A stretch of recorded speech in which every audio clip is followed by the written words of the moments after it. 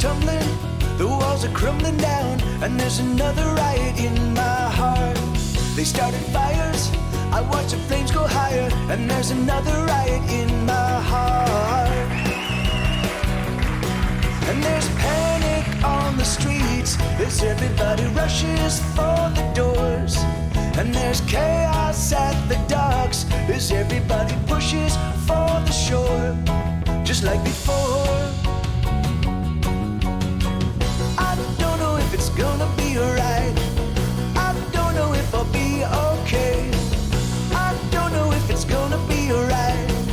I don't know if I'll be okay.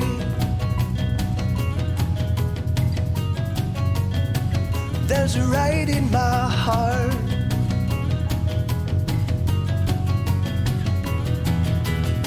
The towers crumble, the mountains tumble down, and there's another riot in my heart.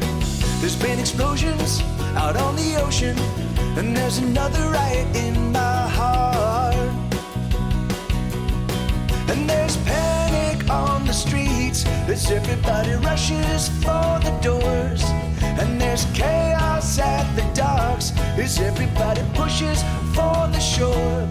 Just like before,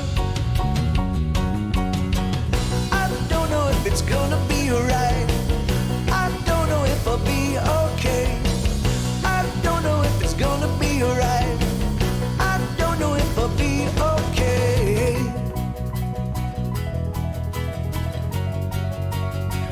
There's a riot in my heart. There's a riot in my heart. There's a riot in my heart. There's a riot in my heart.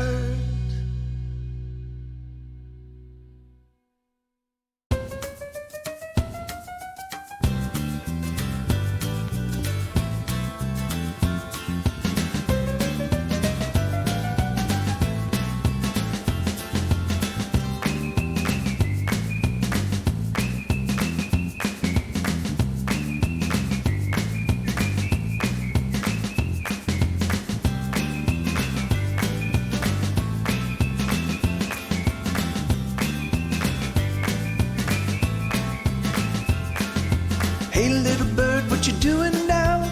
Looking so damn fine. The sight of you, it hurts my heart. Now I wanna make you mine. Hey little girl, it's a much better world now that you have arrived. Hey pretty thing, what you doing now? Do you wanna take a ride? Hey little bird, do you wanna dance? 'Cause I've got a song for you. And in this song I've poured my heart, 'cause that's all that I can do. Hey pretty thing, if it makes you sing, then we're gonna get along just fine. Hey little girl, do you wanna dance to this simple song of mine? Come on little mama, let me be your daddy. Won't you love me madly from dusk till dawn? Come on little mama, let me be your daddy. Let me love you madly from dusk till dawn. Right, so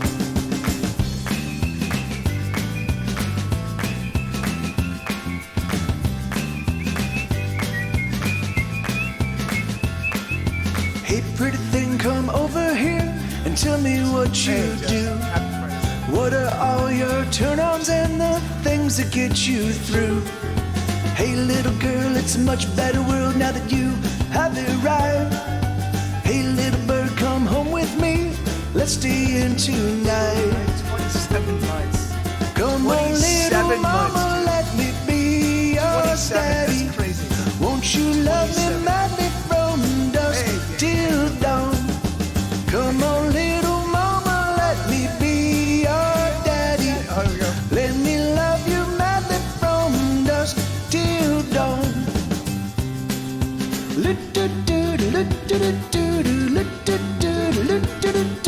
We will be you and me, two of us in love.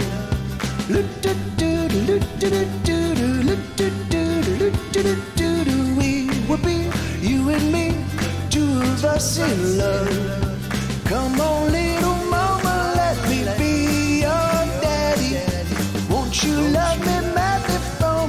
dusk till dawn. Come on, little mama, let me be your daddy. Let me love you madly from dusk till dawn.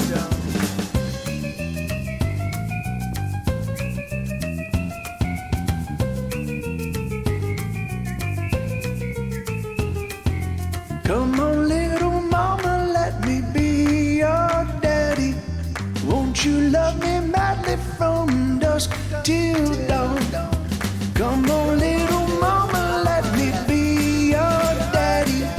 Let me love you madly from dusk till dawn. Come on, little mama, let me be your daddy. Won't you love me madly from dusk till dawn? All right, hey everybody. All right, so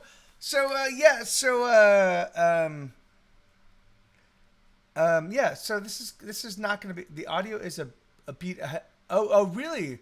Of course it is. God damn it. Yeah, I have to figure out what's going on with the God damn it, dude. Whatever. It's a new audio interface, and it's just like dealing with things like, all right, so locally, it's just next to impossible. Bernie got a job at one of the Clinton dives. Oh, hey, awesome. Working wait. So Bernie's no longer a ranger. Bernie is stopping a ranger and is now working what is a server or a line cook or something at a place in Clinton. It's off season. Oh yes, of course, right on. All right, so. Yeah, okay, that makes sense. All right, so so I definitely do want to. I did want to stream. I'm a little bit drunk. I've been a little bit drunk all day today because we got some booze early on, and I've been a little bit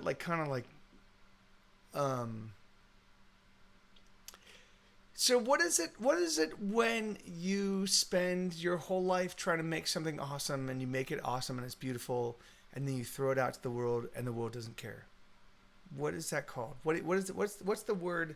What's the word for that? What's the word for you made the best thing you possibly could with all your heart, nonstop, for months and months and years, and then no one cares?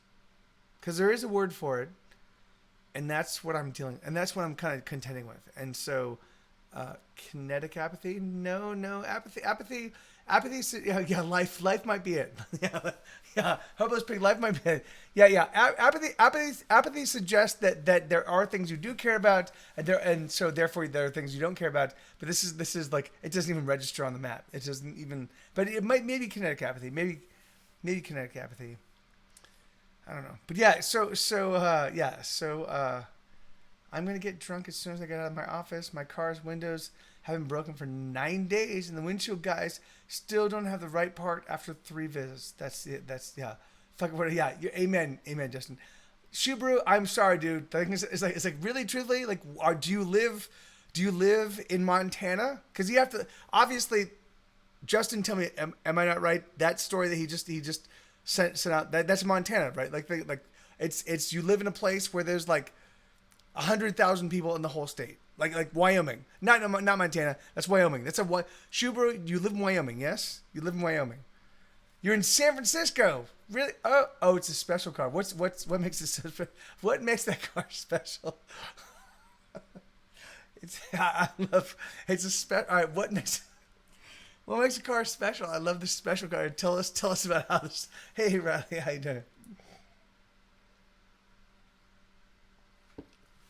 We are just about to dump $2 more grand into the fucking Subaru. Oh no, don't do that, dude. No, it does run a. Hey, Coffee Kid, how you doing, brother? Good to see you. No, I know Fairfield. Bill, but really, so really, what? So then, but why are the windshields? Why what? There's why does it take so much, and why is it so difficult to replace a windshield? That's really weird. I mean, what? Who? Oh, okay, yeah, maybe. All right. I'm willing to concede that. Yes, you're right. Maybe that might be the case.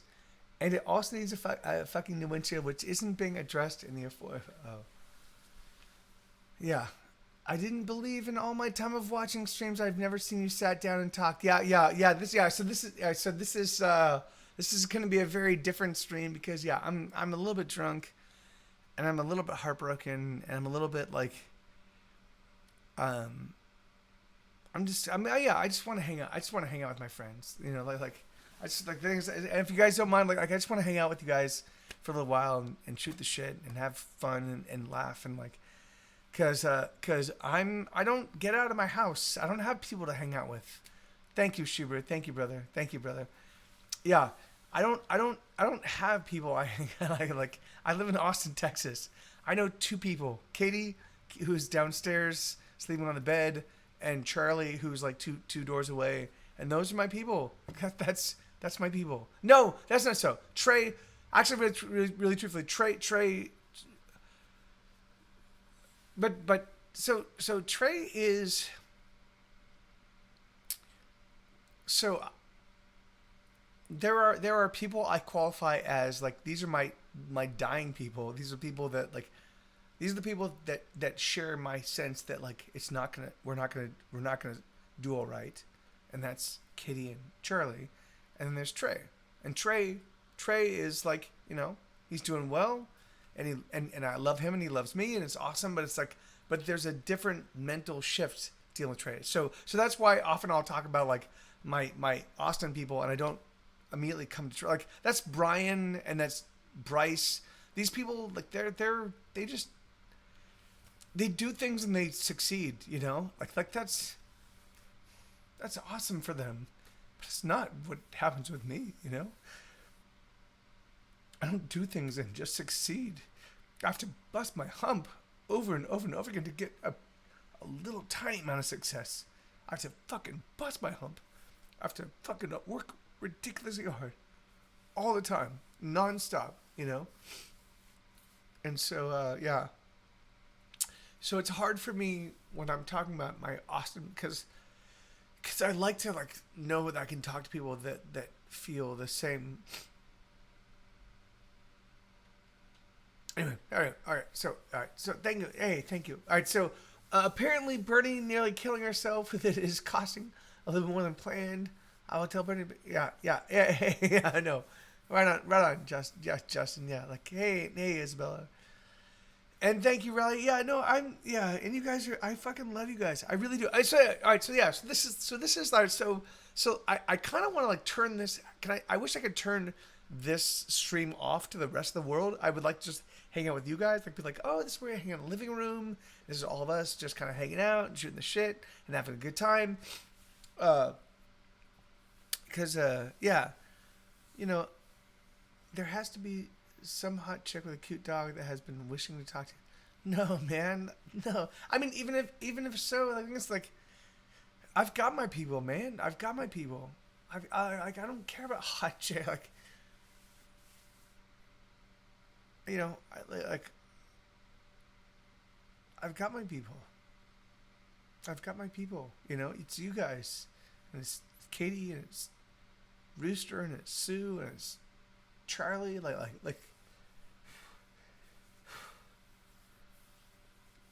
I can't keep switching. People. It's too tough. Okay, let's.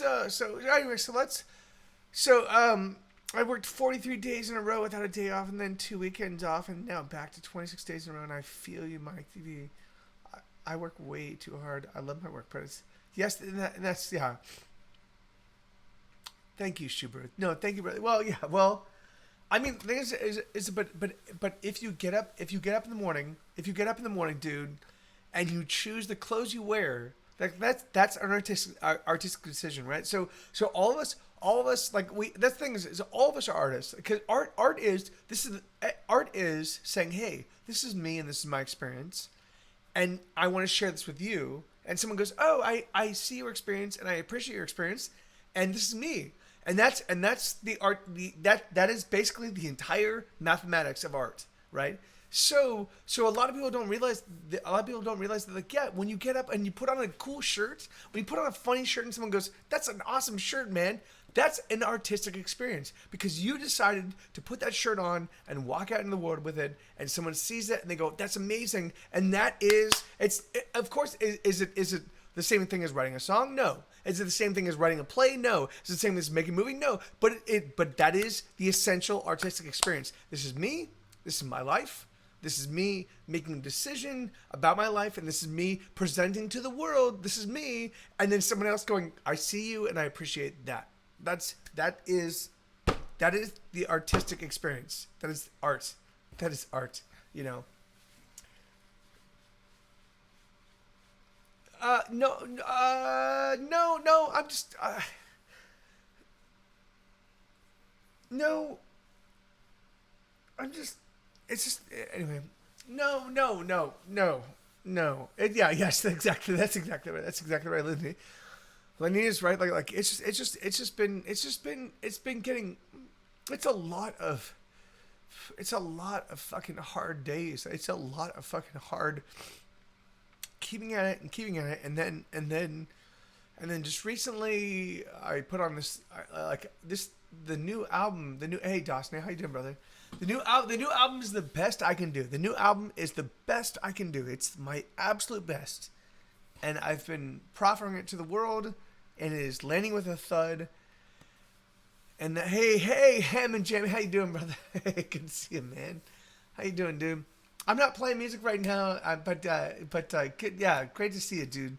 And you got a great voice, man. It was really, really awesome hanging out in your stream, brother. If you guys don't know Ham and Jam, give him a follow.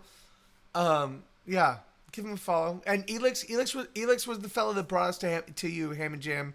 That's awesome, brother. So all right, so yeah. Anyway, so it's just been tough. Like things is like, you know, it's just a hard being a professional musician and making a living off of your music in a world now that is populated by like literally like there are millions of bands, right? So millions of bands. It's really funny. So I went out last night with Trey and Jess, Trey's girlfriend. We went out and we caught a band, and they were awesome. They were great. They made super catchy, strong music. But lyrically, it was like, oh, this is about the smartest kid in class. Like it. Lyrically, it was sort of like threaten the abyss, you know, kind of thing. And I was like, oh my god, you guys write such great parts and such great songs. Why not just make the lyrics and why not make the music important? Why not make it about something that captures your heart and your soul and makes you, and they didn't, you know.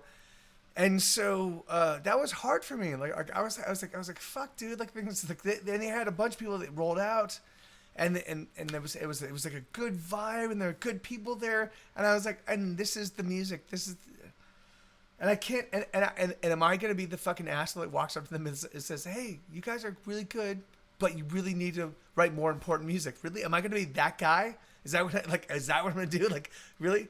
But that's what I want to do. That's what I want. And every bit of me wants to do. Like, dude, like, no, this is life.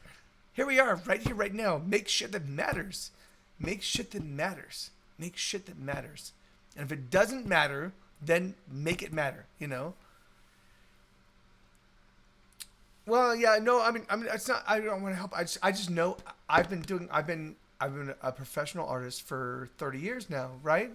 30 years, 46 for almost 30 years, for 26 years, so 27 years. So I've been a professional artist for 27 years, and the only time that it really felt awesome to me was when I made art that mattered to me. The art that was really like, I'm like, yes. And then when I did that, even if it didn't resonate with people, I was like, yeah, that's it. That's a great thing. That was awesome. You know, I will not get enough sleep, Isabella, until about April of 2020. I don't want to talk about it. So I've taken on some responsibilities. I'm helping some friends of mine out that are going to prevent me from getting sleep and doing like things. Is like, yeah. So I am helping people I love out in a way that's not going to allow me to like kind of like take care of myself in a 100% fashion for a while. But that's fine. Like, you know, so yeah, so I will never get enough sleep for not until about April. I think April, maybe March. It depends on how it works out. But yeah. Okay, so let's talk stories. So let me, because here we are. I'm talking with you guys. All right, so what kind of stories can I tell you? All right, so I was thinking. All right, so think of this. So I was thinking about like I was like, when, why does it feel like I've always been in front of an audience? And I was like, well, when was the first time that I was in front of an audience, like in front of an audience that I knew, like that I knew my performance was gonna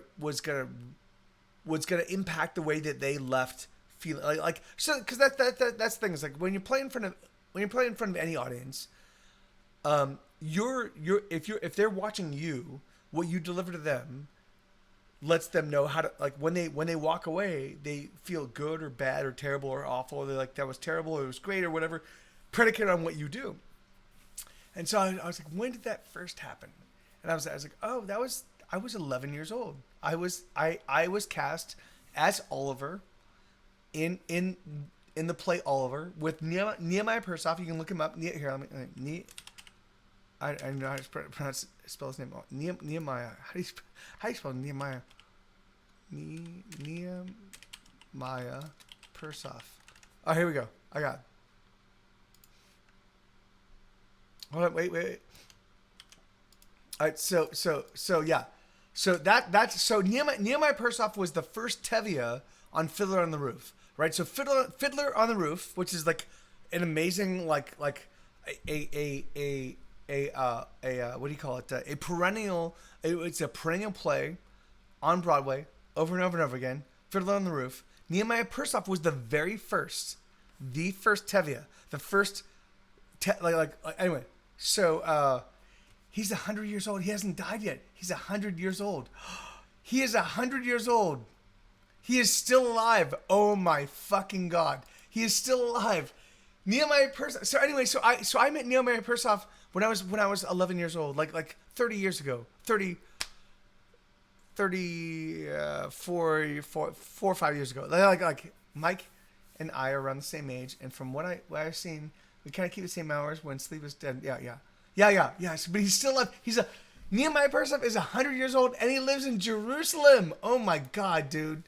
Really? Oh, no. He was born in Jerusalem. But he's still alive. That's so crazy. He's still alive. Now, anyway, so I did this play. I did this Oliver play with this guy named Nehemiah Persoff, and I was 11 years old. Like, here we go. Like, and here I am in front of audience, and hello, and I remember when where my mom works 103. That's awesome, Riley. That's crazy. So that was the very first time. That was the very first time that I ever experienced being in front of a crowd and being like, okay, and and then it just continued. Like, the thing is like, I kind of it's really funny. I used to attack actors for having a cavity, and I saw a lot of my actor friends. I saw that they had this real deep seated need to just be accepted and loved, and I was like, man, you've got a cavity in your soul, and I hated them for that. I was like, you guys are not real people. Like you are damaged because you just want to be accepted and loved. And then fast forward 20 years, and now I'm like, oh, that's me. Like, oh yeah, that's me. Like, things is I was able to get by because I did cool things. I did good things. I didn't have to get to the point where I needed to be loved, because I had people that loved me because I was doing things for everybody, and it just breaks my heart because of the things that I know I'm the exact same person.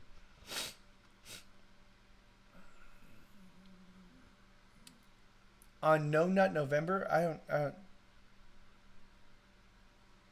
Hey, Vixie Rose, how you doing? Good to see you.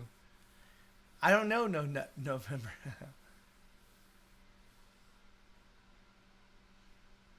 No, hey, no worries, bro. No worries, buddy. Anyway, so all right, so there are some types of folks who are addicted to the spotlight, or at least addicted, or at least the beam of sunshine in the room, life at the party, etc. It takes a lot of effort to do it from behind a soundboard. But I totally get you, even when you don't see. No, and I know, Justin. Like Justin, dude. Like, yeah, man. Let me say this. Let me say this. So this, all of you guys, all of the people in my stream, all the people that are regulars in my stream, we are all basically cut from the same cloth. The thing is, like, it's like so Justin is not like, so obviously Justin is Justin. We all know Justin, right? Like, and Justin is, you know, he's who he is. But the thing is, but he demands.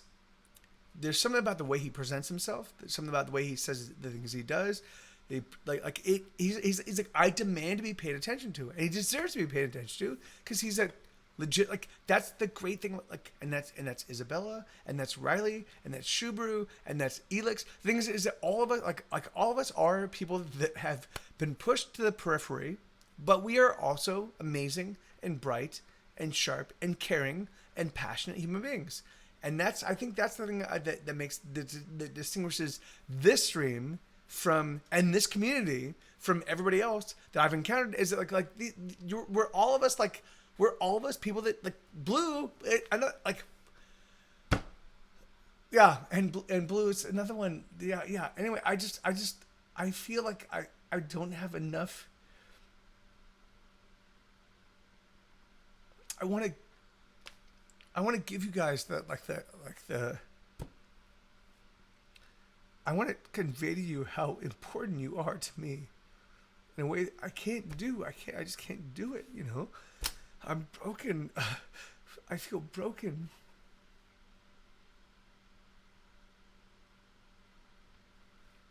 It's really hard, guys. It's hard. It's hard.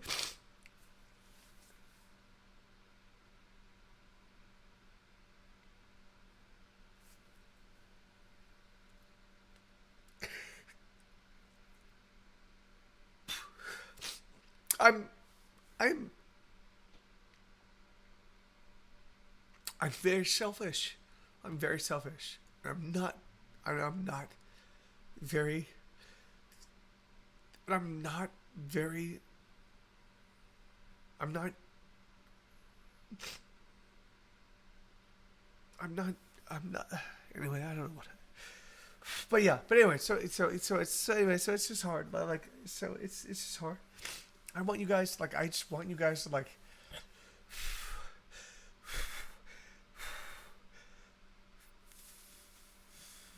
anyway, yeah.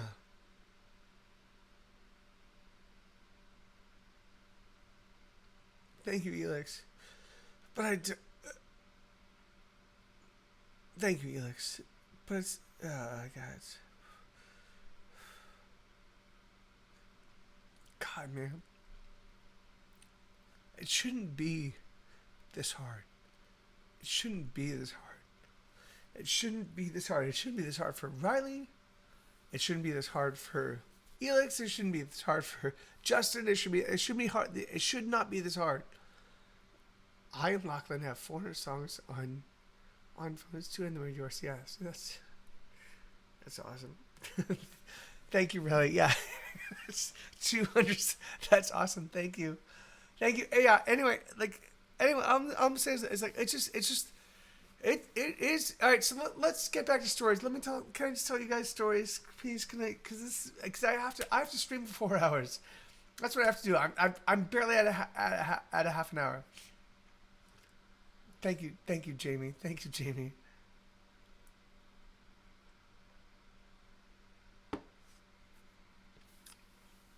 Thank you, Justin. Oh, the Gary Coleman story. Okay, all right. Okay. Yeah, yeah. Lenina, thank you. Yeah, see, God, man. All right, I'm gonna tell Gary Coleman. Just give me a second.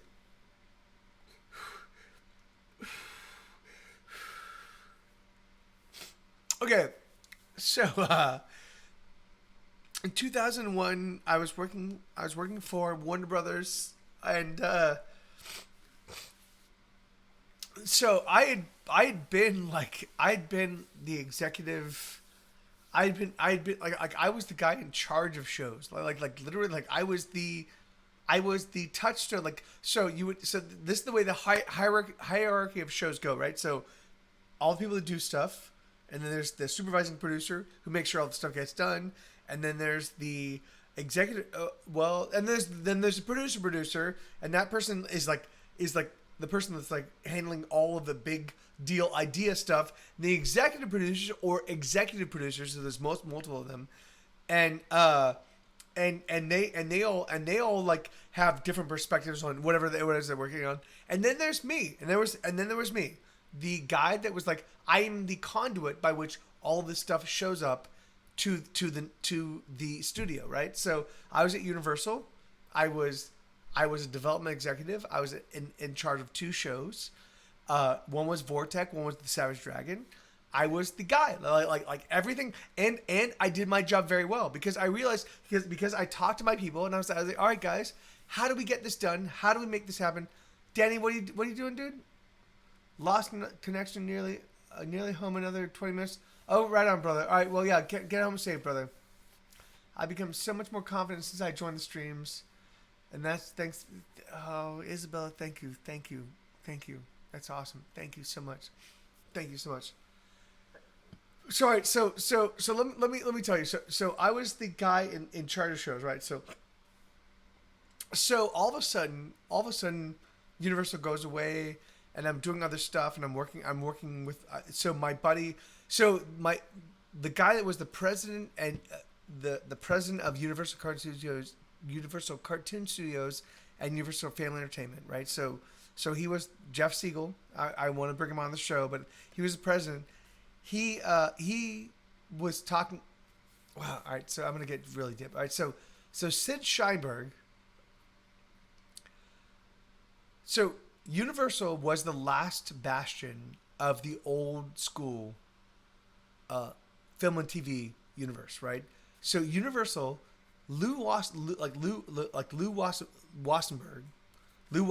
was the very last movie mogul. Like the last, like he was from a day and age. You can look him up, Lew Wassenberg. He was one of the guys.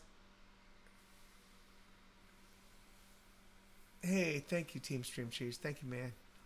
Thank you, brother. Thank you, man. Yeah. No, I have. Thank you, dude. That's gonna make me lose my mind. No, I'm just gonna tell you the story. So Lew Wassenberg. All right. So Lew was the last of the old movie moguls, and for whatever reason in my life, I met this guy. He was like, that's my life. That's my crazy, weird, ridiculous life. I hung with Lew maybe every 6 months. We would go out to lunch. Jeff would bring me along with Lew just to show. I have no idea. I really want to get Jeff here to be like, Jeff, why did you bring me to all those lunches with Lew? Why are you bringing me to all the, like, why was that? The thing is that, but Jeff did. And it was awesome because he literally put me in the spot of like, this is history. Like I'm dealing with a guy that is literally a part of history. He was the last movie mogul. The last movie mogul. He was the last one. So Lew had a protege, and his name was Sid Sheinberg. And Sid Sheinberg did this. Sid Sheinberg was the guy that gave Steven Spielberg his career. So Steven Spielberg, when he was young, he snuck onto the Universal lot, and he found some prefabricated studio things, and he just like entered into one of those, and he just like put up his name, Steven Spielberg, and he's like, here I am, and Sid caught it, and Sid was like, all right, dude, all right, show me, what can you do? And so Sid Sid Sheinberg protected Steven Spielberg until Steven Spielberg became the Steven Spielberg that we all know, right? So Sid Sheinberg was also the patron of Jeff Siegel, my boss. Okay, all right, we're gonna get very, very granular. All right, so this is story time, whatever. We're gonna get very, very granular. All right, so I was maybe 20 years old, 21 years old, and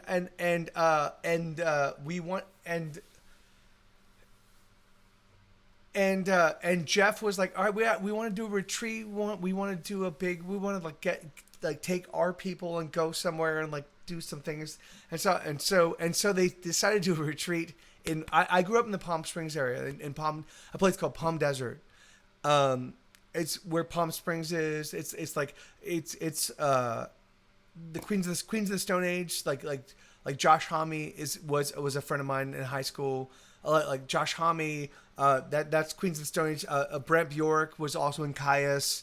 Nick Oliveri, like all of the desert built people. They're all about my grade, a grade behind me or a grade ahead of me. Like that was our thing, right? So yeah, because apparently my life is like really weird about about crazy weird like apparently anyway so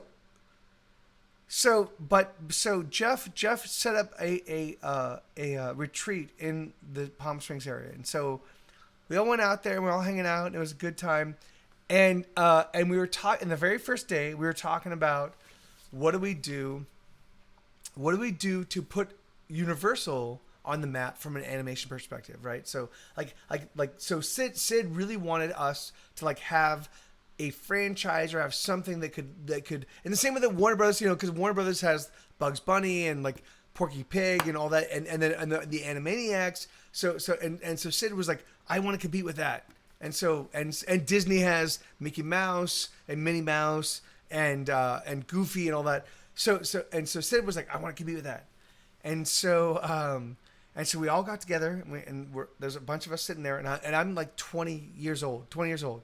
Here we are. We're all hanging out, and Sid was like, it was like, well, so what do we buy? Like, what characters do we buy? And I was like, and I started reaching out. I was like, 20 years old. I raised my hand. I was like, no, dude, we don't buy things. We make them. We know. All of us know. Amazing animators with amazing story ideas. Let's make our own thing. Let's redefine. Let's create it. Let's just do 7-minute shorts, which is what they used to do back in the day, which is like the Warner Bros. Let's do 7-minute shorts and put them in front of all of our movies. Let's just do that. Let's just create something awesome and silly and fun, and let's just make it happen. And Sid was like, we can't do that. We have to buy something. But, however, so he and I got into a big battle, right? Sid Sheinberg, the head of Universal, the president of Universal, and I got into a big battle. And so when lunch came around later that day, I walked up and I grabbed my food and I went and I sat down at a table by myself, and Sid scooped some food in it and he walked over to me and we continued the conversation. And that was awesome. And he was like, what do you mean? Like, and I was like, dude, we don't have to, we don't.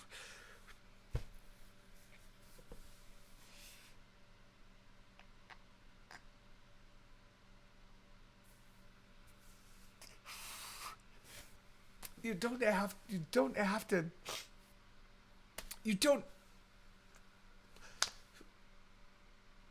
Doing cool things starts with just doing cool things. All right, that's if I'm dead, if I die tonight, I'm telling you guys that like if you want to do cool things, do cool things. Just do cool things. If you want to do it, do it. Don't fucking equivocate. Just do it. That's all it takes. Just do it. Just do it. Just do it. It's not that hard. It's really not that hard. If you want to write songs, then just grab a guitar and write songs. And yes, it's going to be terrible. You're going to suck at first. Yes, of course you're going to suck at first. Of course you're going to suck. But don't worry. Write 100 songs. And by song 100, it'll be awesome. Yeah, by 100, you'll have like 20 songs that are amazing. And then, yeah.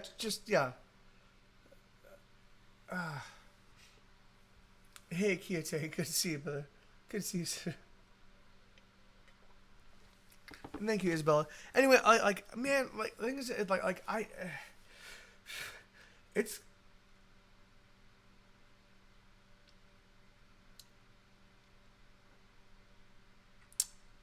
it's getting really hard because I see shitty people that don't deserve the success they get because they don't make good things. I want people to make good things to succeed. And there are a lot of people that make great things, that make amazing things, that make amazing and silly and awesome and wonderful things. And right now we are experiencing, look at this, we are experiencing a magical resurgence of film.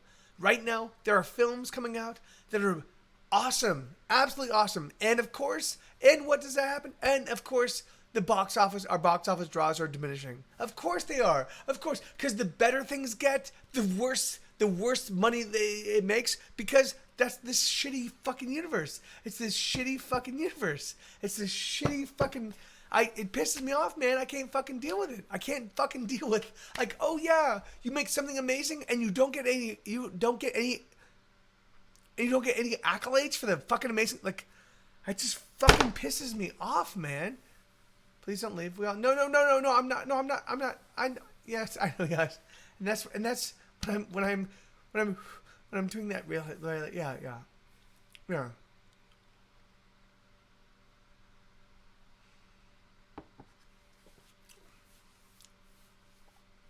Yeah, no, and that's exactly right, Justin. It's got to be hard to dip your wick into the sweet orifice of success before you developed yourself to a degree you are now and don't get the same attention. That's exactly right. The thing is, like, that's the thing that fucking pisses me off so much is like, oh yeah, I got a lot of attention, I got a lot of success before I even knew how to write songs. My stuff was just, it was formative, and I write so much better and so much more powerful and so much more nuanced songs. My stuff is so much better now, and no one gives a fuck. No one cares. No one cares. I mean, you guys. I did, yeah. Yeah, the bartenders. Yeah. It's really hard. Anyway, so back to the story. All right, so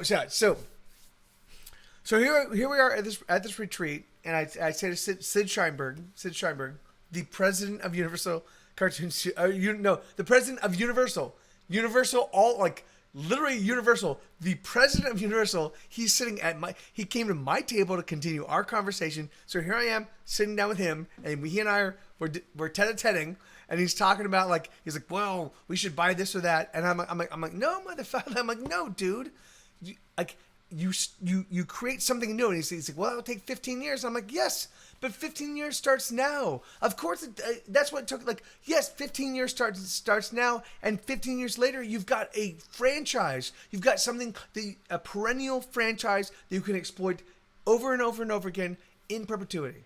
And so he and I had this debate. And so eventually, Jeff came over, and eventually, like all of the heads of my department came over to hang out at my table because Sid and I were having a tete-a-tete about, like, how to make this happen. That was one of the most awesome moments in my life. That was I was like, yeah, because I know, and that's what I'm saying to you guys. Conviction. Know what you're all about. Love it. If you love something, love it full tilt. Understand every element of it as much as you possibly can, and then when you feel you got to go this direction, go to bat for it. Do not let somebody else sell you on the fact that, like, your perspective is wrong. Love your perspective. Go to bat for your perspective. And it may not work because it didn't work for me. Like I'm not Steven Spielberg, but even so, fuck it. I made good things happen at Universal, and I definitely challenge people to, like, question what the fuck they were all about when Universal started falling apart. I don't even know what I did. I don't even know if I did that. Anyway, I don't know. Anyway, whatever. But that's the important thing. It really is. It's just like, you gotta love what you do, cause if you don't, you become numb inside, and when you're numb, it's very hard to get the numb away. I think so, Riley. I think so. I've always wanted to write at least a graphic novel, play the piano better, do creative things that matter. Until now, I never did any of those things. Just because I thought I'm not good enough anyway, but thanks to Mike, I've learned that perfect or not enough. Yeah, Isabella. Yeah, it doesn't like just do it. The thing is that the thing is like it really comes down like you just do it. You know, like the thing is you just do it. Like there are 7 billion people on the planet Earth, and 6.9999%. Well, 6.9 whatever 99 don't do like they just do the status quo. You know, hey Anita, hey Anita, oh, I love you so much. God, I'm kind of freaking out right now, but I love you guys. You guys give Anita a follow. You guys please if you're not if everybody here is not following Anita, please follow Anita. She does a well, hold on. Stay there. Hold on. Cause I'm wearing it. Hold on. No, Sue. No. But Anita does a knitting stream, and she made this for me. She made this, and hold on, and there's the this is stuff. Yeah. So she made this for me. Why am I in such distress right now? I don't know. I don't get it, guys. Hey, Reese. Oh, really? Is your name Reese? That's awesome, Homeless Pig. I love your handle. Homeless Reese. That's awesome, man. Reese, right on, brother. That's a great name. I don't have to. Oh.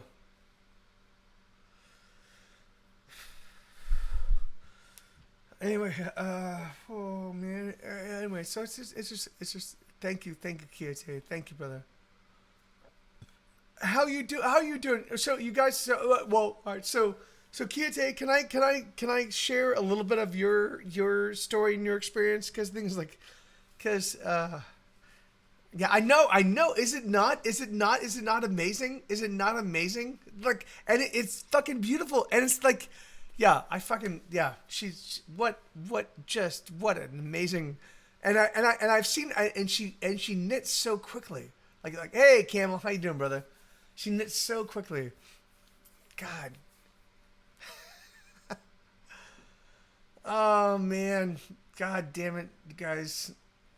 I can't wear a hat like that for that long. I cannot wear hats at all. My hair hurts. But this is the easiest, lightest, most like comfortable hat ever. Makes me want to go skiing right now. This hat. Yeah, it does. It's crazy. So my hair and I have a very basically I came out of my mother about being. Oh yeah, no. I know, dude. I'm so sorry, man. All right, no, you guys, can we watch? Like, can we just like pay attention to what Kiyate just said? Basically, I came up to my mother about being transgender, and she's not accepting it and forbid my transition. So I have to move out before I can express myself. She pulled the religion card. Yeah. So here we go. So here we have another person who's a fucking. He is one of our people. He's one of our people. Hold on. He's one of our people. Or she is, right? So Kiyate, you're transitioning from male to female. I believe that's what it is. Like, cause you feel. Can you? But man, yeah, and that's And so here you are, like you're experiencing body dysmorphia. You're not, you're like this is not, and your mom's like, oh yeah, well fuck you and religion, Jesus, this and that. Yeah.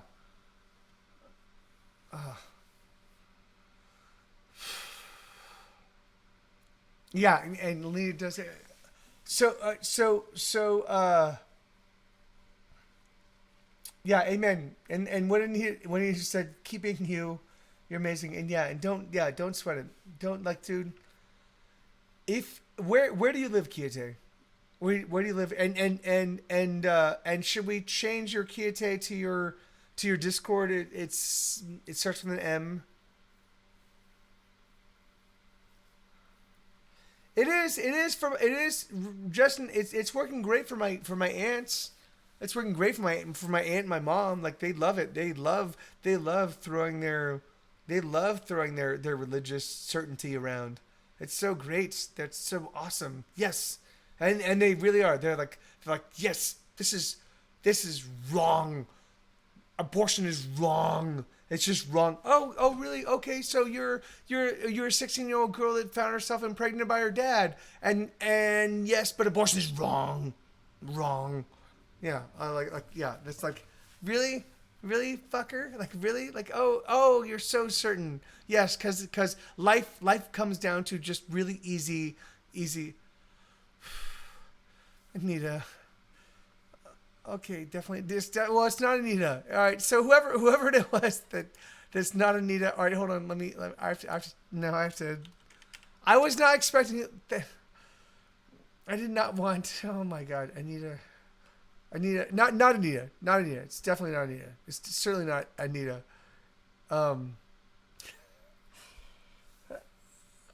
You may be having a tough night, but you mean a lot to us. Tomorrow will be better. Yes. Yeah. No. Yeah. No. Yeah. No. So yeah. No. Anyway, amen. So yeah. So this is what I'm saying. But I think you should buy some tacos with some of that. Tacos are good for the soul. I love tacos. But look, what I'm saying is like it's just, life is hard and it continues to be hard. Like, all right, so I'm 46 years old, so I can't talk about in your 50s and your 60s and your 70s because I'm not there yet. But I do know that up until your mid 40s, life is still tough. It's always hard. And the thing is, and what makes it better is is living true to yourself, right? So knowing what you're in your heart of hearts you want and pursuing that, and then having good people around you, like you guys, having you guys right there. You know, yes, my choice. I'll tell you right now, if I found out I were pregnant with a baby that would not live to term, I would abort. But I would not put my body and my heart through that. Yeah, amen, Lena. Yes, amen. Yeah, and that's the thing that is all right. So this is the ridiculous thing about all the hot button issues of politics, right? The thing is because there is no one answer for any abortion scenario, right? There's no one answer, and there's no one answer for any gun control issue, right? So the thing is, because I know now that I live in Texas, I know a lot of people that are responsible gunners that love like they like to go out and they like to shoot skeet, they like to hunt, whatever, yada yada. The thing is that there is no one answer. But where you do run across the one answer is, okay, if you're a person living as a human being in amongst us, right, as human beings, are you taking care of your fellow human beings, right? So that's the basic question. And so from my perspective, there are lots of the ultra wealthy that are opting for making more money than taking care of their fellow people, you know. If there weren't responsible Texan gunners, there wouldn't be any Texans. Yeah. No, you're right. Amen, Justin. No, you're right. And the thing is, and I love it. And that really was. It took me moving to Texas before I realized. I was like, I see that there are people that can own guns and it's not about the motive power behind the guns. It's not about like killing the person that's breaking into your house. It's about like I like to hunt and I like to shoot like a nice 1911. Is that a gun? Is a 1911 a gun? Anyway, blah blah blah. Yeah, well, yeah, and that's. Oh, hold on. Sue is losing his mind. Sue is barking like a maniac. Give me 1 second. I'm gonna go replenish this. You guys make use of the soundboard, which you can do. I'll be right back. I had the same confusion. Oh, the 1911. Oh, I didn't know. Oh, all right, cool. All right. That's like peanut. All right. Back a second. Hazelnut. Cashew nut. Macadamia nut. That was the one that was sent her into going crazy. She said, "You stop naming nuts. Pine nut. Pistachio nut. Red pistachio nut. Natural, all natural white pistachio nut."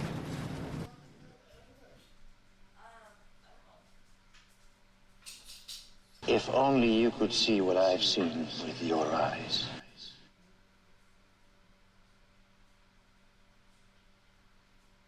You pompous, stuck-up, snot-nosed, English, giant, twerp, scumbag, fuckface, dickhead, asshole!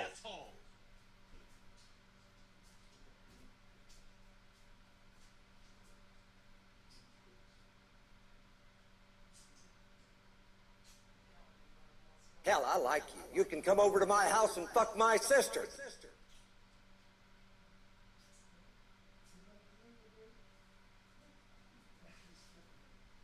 Captain Caveman!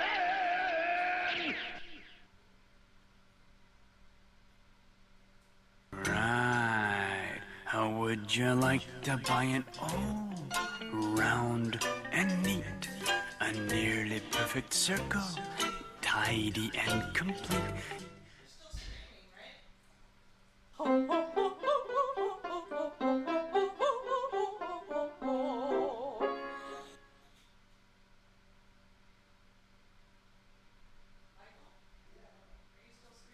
I'm just trying to talk like normal people talk. Isn't this how they talk?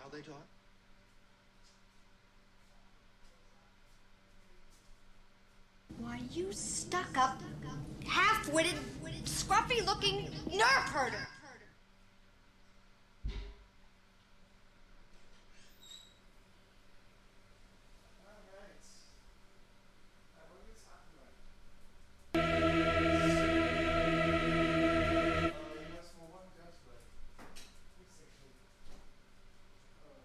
Reactor online. Sensors online. Weapons online. All systems nominal. I don't see how a pumpkin patch could be more sincere than this one. You can look all around and there's not a sign of hypocrisy. Nothing but sincerity as far as the eye can see. I love your thing, man. Okay, so what were we talking about? Yeah, I know. Isn't that great? I'm 3 years older than older Mike. I've been wondering for the couple years that the 40s are a decade when we realized, and I've not come to grips with. Not everybody gets to be president. Yeah, I get that. Then we have to start learning to settle for the things that make us happy, rather than successful.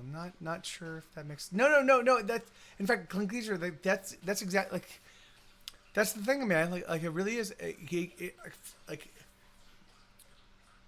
I had really significant financial success early in my life, and I was like, oh my god, I made it. And I would take like 15 of my friends out and be like, don't worry, guys, it's on me. And I would and it was awesome, and I felt like I had arrived. But it did nothing. Like I still felt broken. I still felt wrong. I still felt like I didn't have like what I needed. And that was really weird for me because of course, as an American, like, of course, no, like once you've got enough financial success, everything else kind of falls in line. Right. So, and so then I was like, okay, well then maybe it's artistic or creative or whatever. And the thing is and eventually, like, precisely what I'm trying to convince you, Mike, We did this yesterday. That class it didn't develop depth. Wait, what? This class, anyway, so yeah, so I realized that like the thing is that like it's not just happiness. It's not just your personal happiness. It's the people that it's the lattice work of the people that you have around you. Like you have to have people. All of us need people, and you guys are my people, and it's crazy because you're all across the planet. Like you're fucking across the planet, and you're my people. And all you are is you're just little diddly doodles on a fucking, like that's all you are is you're just like comments in a fucking thing, but you're my people. And that's crazy to me. But it means the world to me. You know, it means the world to me. And yes. Yeah. Thank you, Anita. Thank you. Yeah, and so it is, and it's crazy, you know, like it really is. It's just how weird and awesome, and like, you know, like how it's so tough. Like, you know, it really is. It's really tough, you know, like being. I've had. My life has been pretty fucking awesome. My life has been pretty fucking awesome. I've had all sorts of amazing experiences. Over and over and over again. I have no idea why. I have no idea why I get to live this weird life where all these amazing and awesome things happen over and over and over again. But it doesn't. It does like it doesn't mean that I don't want to like. It doesn't mean that I don't want to like just end it. Like it doesn't mean like when I feel disconnected from everything and everybody, I'm like, all right, there we go. I'm done. Fuck this joint. You know, like. Yeah, man, and like what the fuck, like that's, God, I love you guys, I really do. I I being a lifelong Kiss fan, I gotta say that if Paul Strehler or Ace Frehley was doing what you do, there isn't any way in hell I could stand visiting daily. Oh, really? That's awesome, Justin. All right, well, yeah. Especially, I could kind of see two in real life friends. Yeah, I know, yeah, and that's, yeah, and yes, it does, Blue, yeah, man, you guys. All right, so let me say this. Let me try to say like, I'm not really good at letting people know how much they mean to me. I'm not good. I'm not good at all. I'm not really not good at all.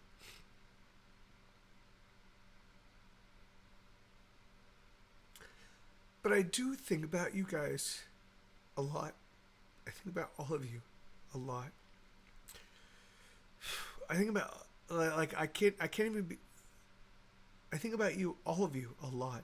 I think about like.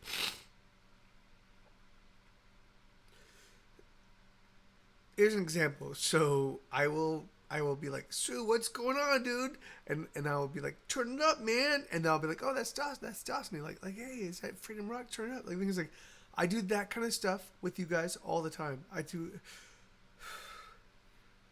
You are constantly on my mind. Constantly on my mind.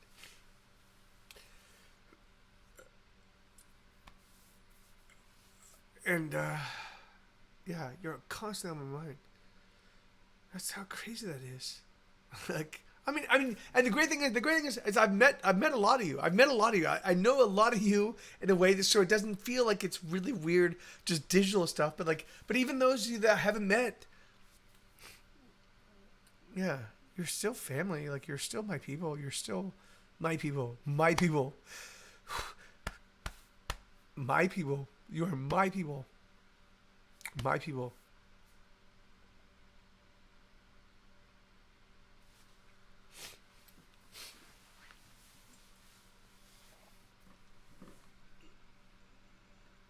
Yeah, amen, Riley. Amen, Riley. No, Lena, thank you so much.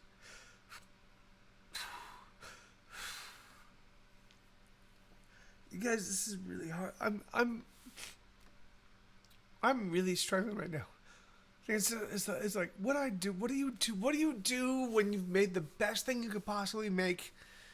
You're like, this is the best I can possibly do, and then no one cares. I mean, obviously you guys get it, but the world at large, like, what do you do then? What do you do? I don't get it. I don't know what to do. I don't know what to do. I don't know what to do.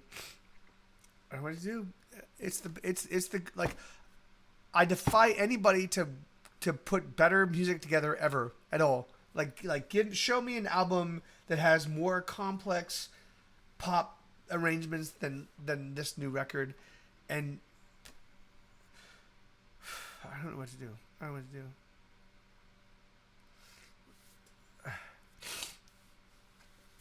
Amen, Riley. Amen. You're my cult, Jamie. No, really, truthfully, no, yeah, that's. God damn, I spent a huge amount of time thinking about you guys. It's crazy. It's crazy.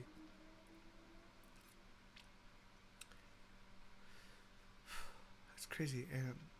And well, famous painters had their music stand the test of time. Famous painters had their music stand the. What do you mean, Camel? Yeah, me too.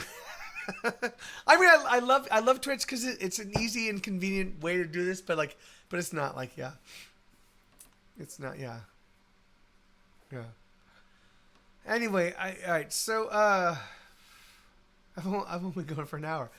I've got 4 more hours to go. All right, awesome. Or 3 more hours to go.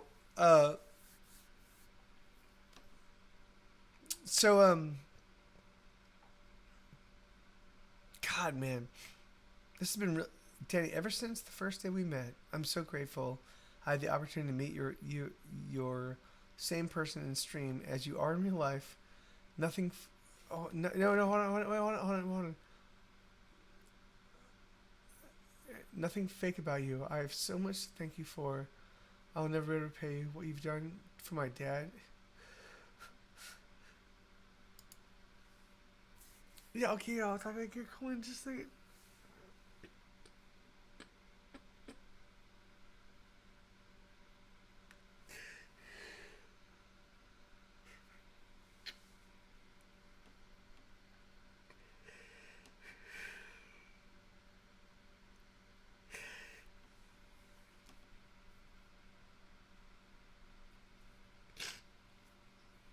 Yeah, dude, Danny. I'm sorry, brother. I love you, man. I really do. I love you, dude.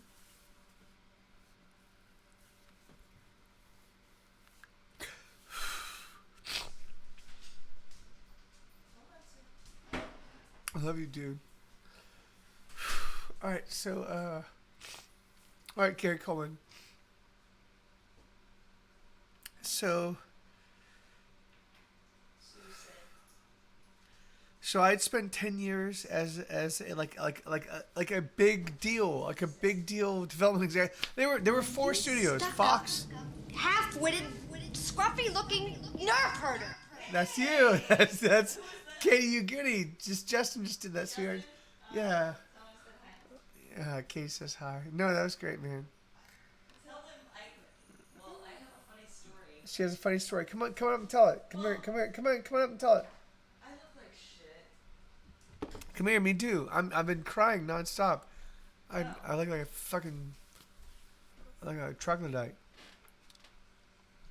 It's okay. Tell the story. Come here. Okay. No. Where do I go? Come here. It's not that funny. I found it amusing anyway. We bathed Rooster. Rooster was a hamster cage. And we bathed him, and now he smells that's delightful. Actually, he smelled like a hamster cage, and now he smells delightful. Rooster has not been bathed since.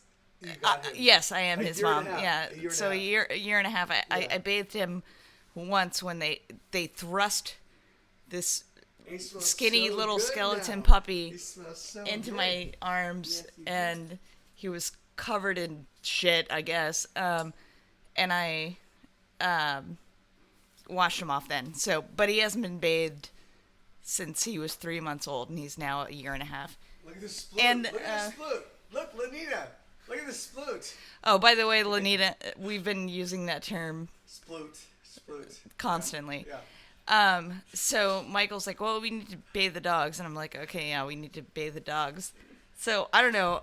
And my terms, or my understanding, when you bathe the dog, you fill up the bathtub with water, or put the dog in the tub or whatever. But no, in Michael's terms, because we decided to bathe Sue first, he turns on the shower head. Yeah. Just keep it going. Yeah. You shower those fuckers. Yeah. I don't know why I found that so funny, but the dogs got showers. They didn't get baths. Yeah. They got showers. They got So the showers. shower, It was awesome. It was and awesome. they really enjoyed it. They did. They dug it. So don't bathe They your dug it. dog. They dug it Give your dog. Because I know how to shower a dog. Yeah. Rooster.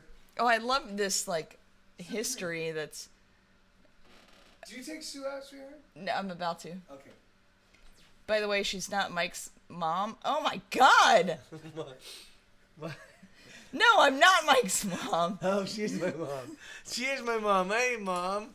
We use snow to use as litmus test on whether the white isn't on our. Oh, I know. Gosh, you guys. I know you have a whole pack, Justin. Anyway, I just thought that was really funny. Yeah. So that's it. I'll let you get back Go. to. Take Sue out. Yeah. Take Sue out. The door. He's scratching at the door. So. All right. One dog down. One more to go. Yeah. All right. So that's Katie. I love that girl. Yeah, she's my people. That's what I'm saying. Like, it comes down to who are your people, right? So it's just who are your people, and take care of your people. And it's crazy because I thought I had more people than I did. But it turns out I don't. And that breaks my heart because I spent a long time working really hard for other people. I thought I was building connections to make them my people, and it turns out they were just taking advantage of me. That fucking hurts. Really?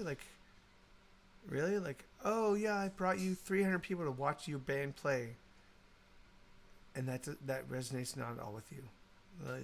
You're oh yeah, we're just pernicious, shitty people that they're that's really hard. That's really, really hard for me to. That's really hard for me to wrap my head around.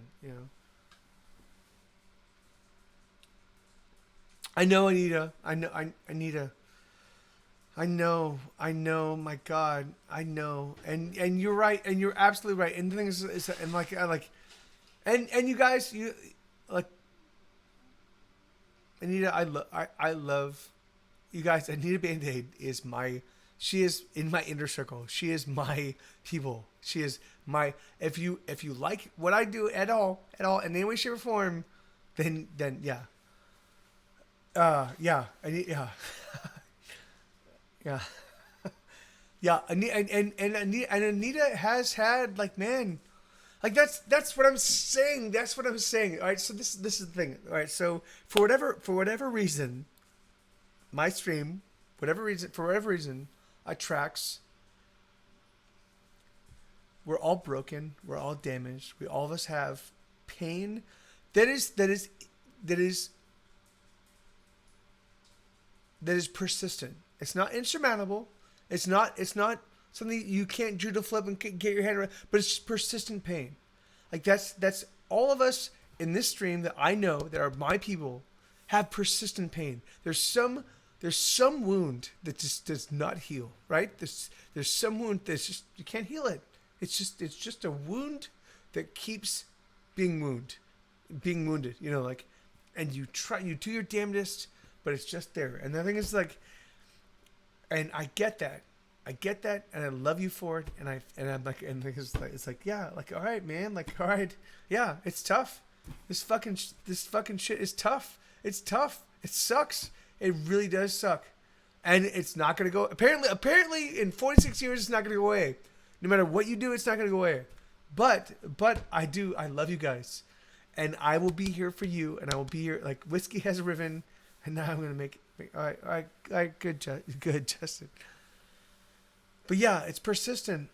It's persistent pain, and yeah, and so I'm just here to say, like, yeah, man, like I feel it. I'm there with you. I'm right there with you. I feel this exact same thing. I know it, and it sucks. It fucking sucks. It really does suck. Really, Jamie? Will that help? I'm getting an injection in my neck on Tuesday for my persistent pain. Would that help? In your neck?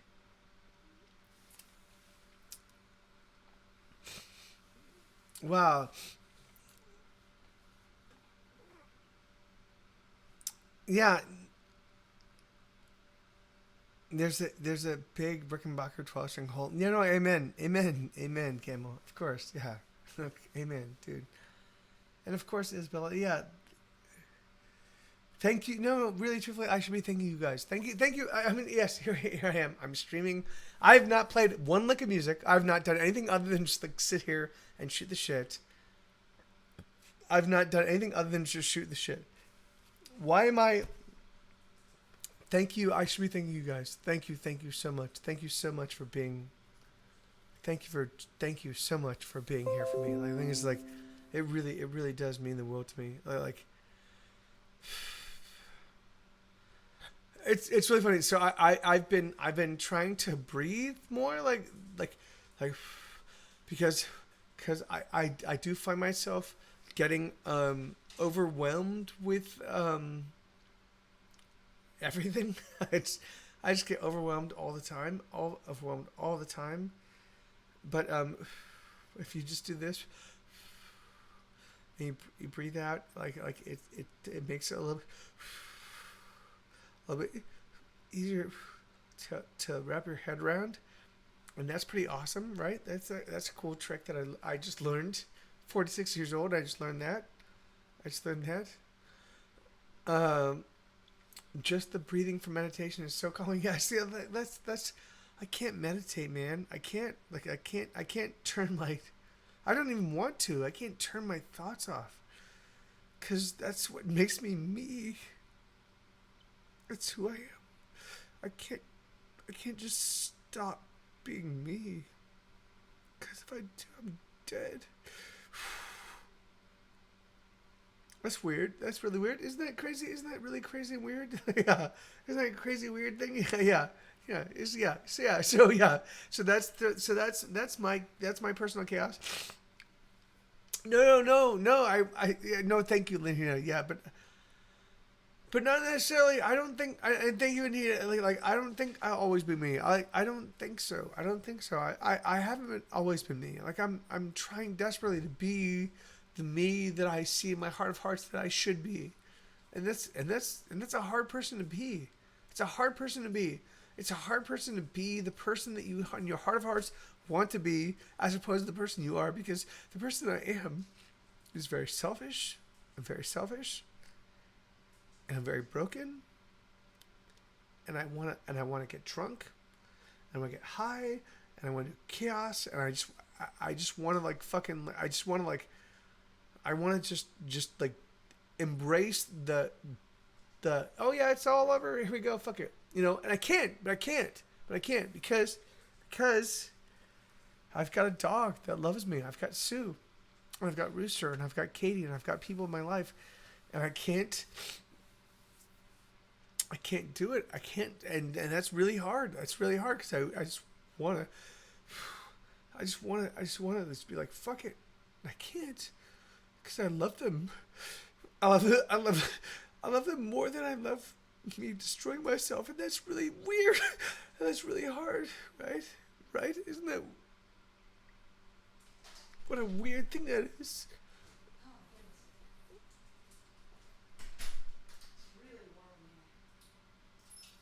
Hey, are you still streaming?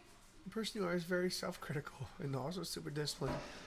You let yourself down and you turn into a maelstrom of self-doubt. Quit it. You were awesome. No, yeah. Thank you, Justin. I know. Thank you, man. I'm trying.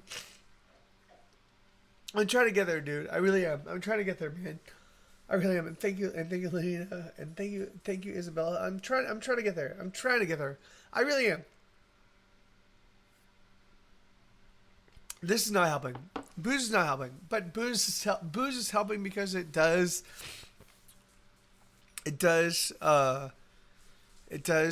add a buffer. Like it adds a little bit of like a little bit of distance from the stark reality of the fact that like oh yeah, you know, I mean, whatever, you guys.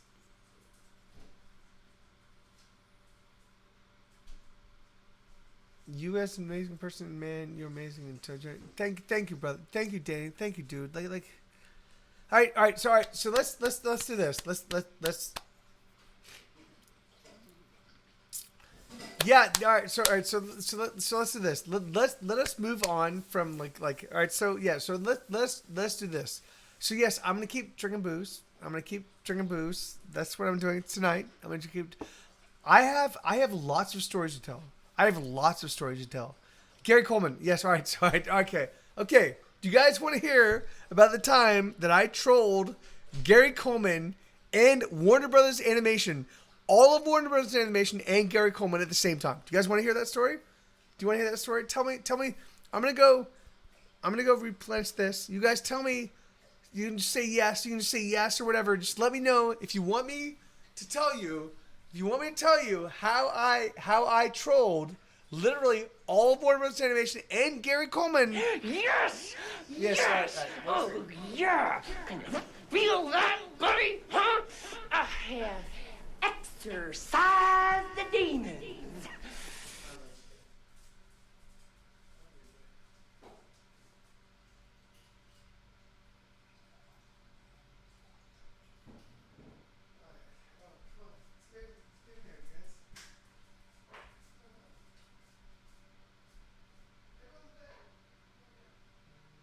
One wedding cake.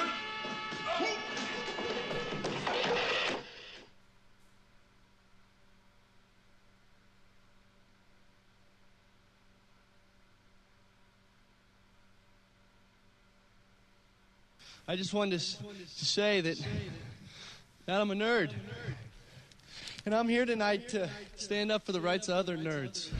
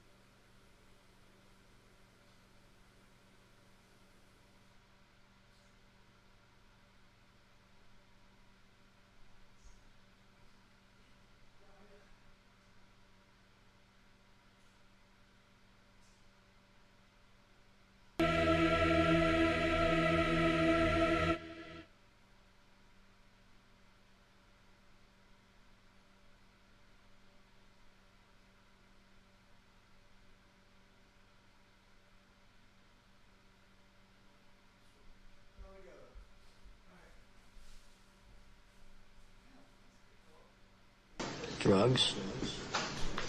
Thank you. No, I'm straight. All right.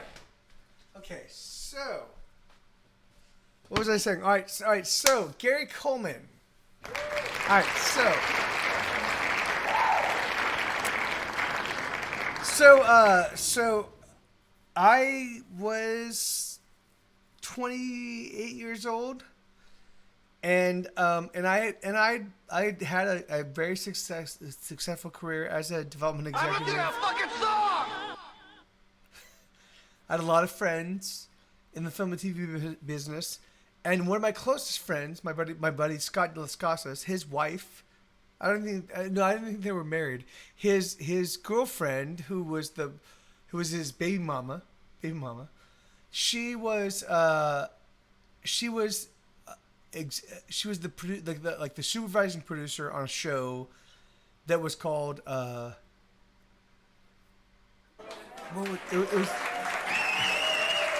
Hey, Boone, how you doing, brother? Good to see you, man. Hey, man, how you doing, dude? So it was a show called X20. It was a Warner Brothers show. Oh my God! Now I need to look it up. No, all right, I'm not gonna look it up. So it was some Batman oriented show. There was a future show. It was about a robot. It wasn't Earthworm Jim, but because I do have Earthworm. It was X. It was like something Zeta, Project Zeta.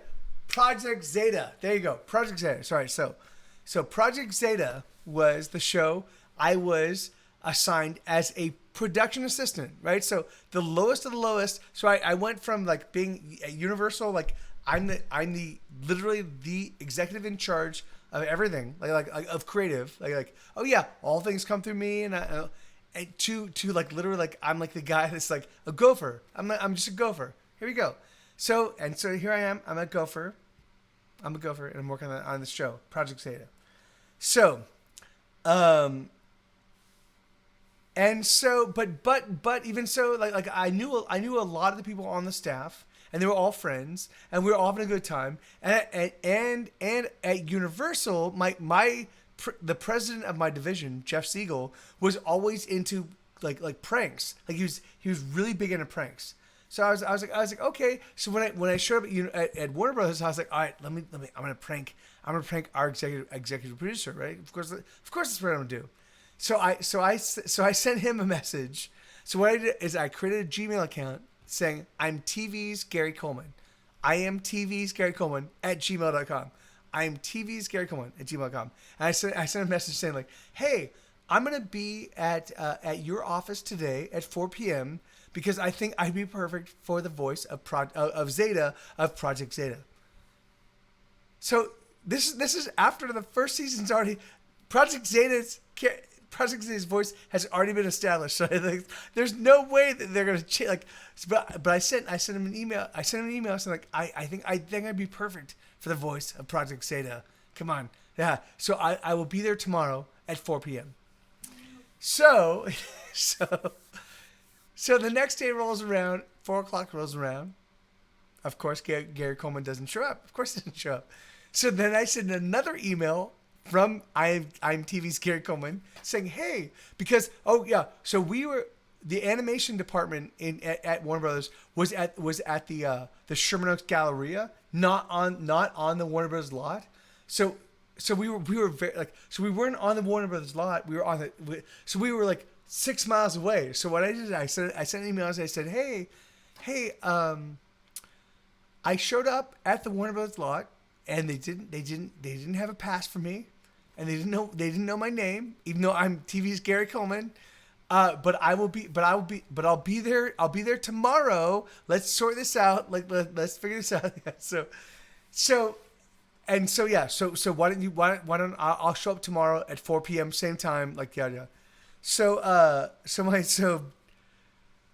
Bob Schneider, I think his name was the executive producer. I think Bob. So I sent to Bob, and so Bob was like, we have to reach out to Gary Coleman's people and let them know that we are totally fine with Project Zeta stuff. We do not need another voice for Project Zeta because we already got it. So they started reaching out to like Gary Coleman's people.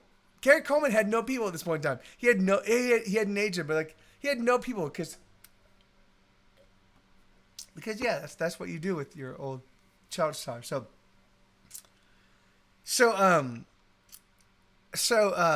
anyway, so yeah. So my friend Haven, who's the supervising producer, who's my good friend, who's the one that got me the gig, and is also the one that's like helping facilitate all this.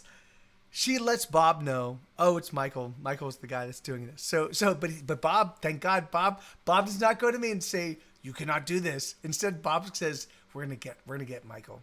We're gonna hire Gary Coleman. We're gonna hire Gary Coleman to come in and do a voice, and we're gonna have him walk up to Michael. So now, but this was at the exact same point in time where I was getting my first record deal. This is the very moment where I was literally talking to I was talking. We were getting discussed with 3 different record labels. So I was constantly in conversations with all 3 labels, talking about like what we wanted and what they needed.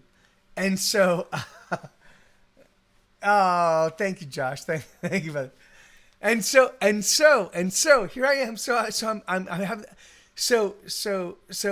Bob goes, we're gonna send Gary Coleman in to go fuck with Michael, and we're gonna have him say, we're gonna have him walk up and be like, and literally, this is what Gary Coleman walked to me. This is literally what Gary Coleman said to me as he walked to me.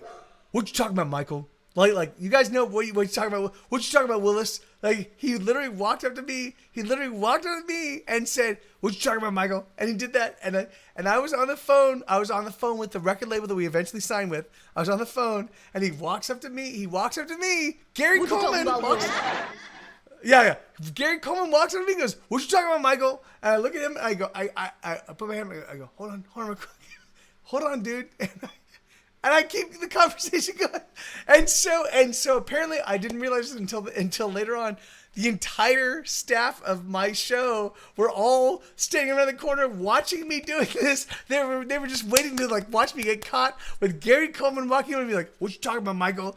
And I just put Gary Coleman on hold and continued my phone conversation, which was the conversation that led to me getting a $20,000 check from our record label and a lot of other things. But so, hey Tom, this is the conversation, and Gary Coleman walks up. He's like, "Here you go," and I'm like, "Hey dude, no. I see Gary Coleman, the guy I've loved my whole entire life. Here he is. He walks up. He goes, "What you talking about, Michael?" I go, "Hold on, man." "Oh yeah, no, of course." And every there lose their minds. Yes, and they lost their minds, and it was epic. It was.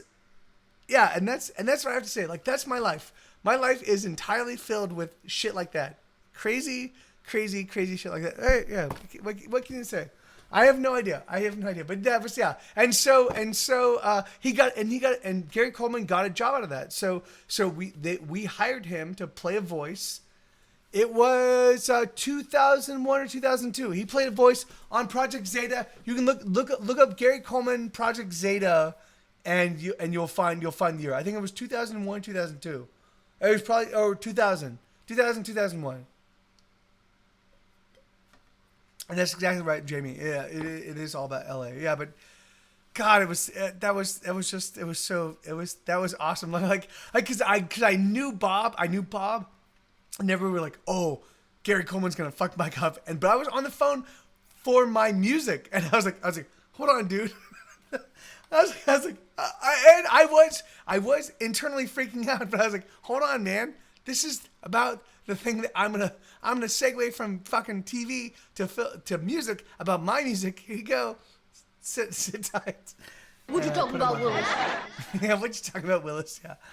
Yeah, I put on, yeah, that's exactly right. Yeah. Yeah, that was it. When did you first work in television? So I started at 19. I'm drinking wine, Isabella. So I started first working in TV. What you talking about, Willis?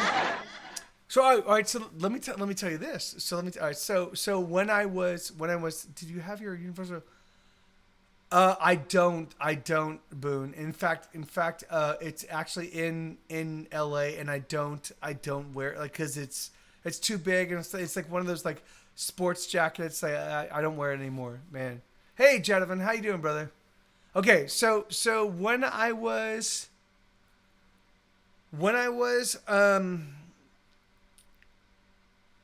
so I'm telling you the story. Oh yeah. So when I was, I'm telling you, what story am I telling you? Hold on. There's a lot of stories. Oh, first working television. All right, so dig this. So when I was in high school, I was a senior in high school, and a production company came because we lived in Southern California. We lived in the Palm Springs area, right? Which is like, Palm Springs is where like all of the older stars went to like go retire, right? So there were a lot of stars in the Coachella Valley, the festival, the Coachella Festival. That's my area, right? So that's where I grew up. So I grew up. I am, even though they do not respond to me at all, which is fucking bullshit. But Josh Homme from Queens of the Stone Age, he was in my grade. He and I shared many classes together. He and I were friends up until like apparently like some extra number of years. Ghost of Summer. No, tell the story. Oh. Eric, how you doing, brother? Dude, man. Hey, everybody, can you see Ghost of Summer? Can I just play you guys some of Eric's music? Because Eric's music is fucking tits. It's fucking amazing. All right, hold on. I'm just gonna do this. All right, so I'm gonna start with. I have. All right, so I'm gonna start with the first one. All right, and all right. So if you need to go, just go. But Eric Summer is he's gets a goes viola player. He's an amazing songwriter. He's an amazing he knows music. He has an apprehension of music in a way that I cannot even understand.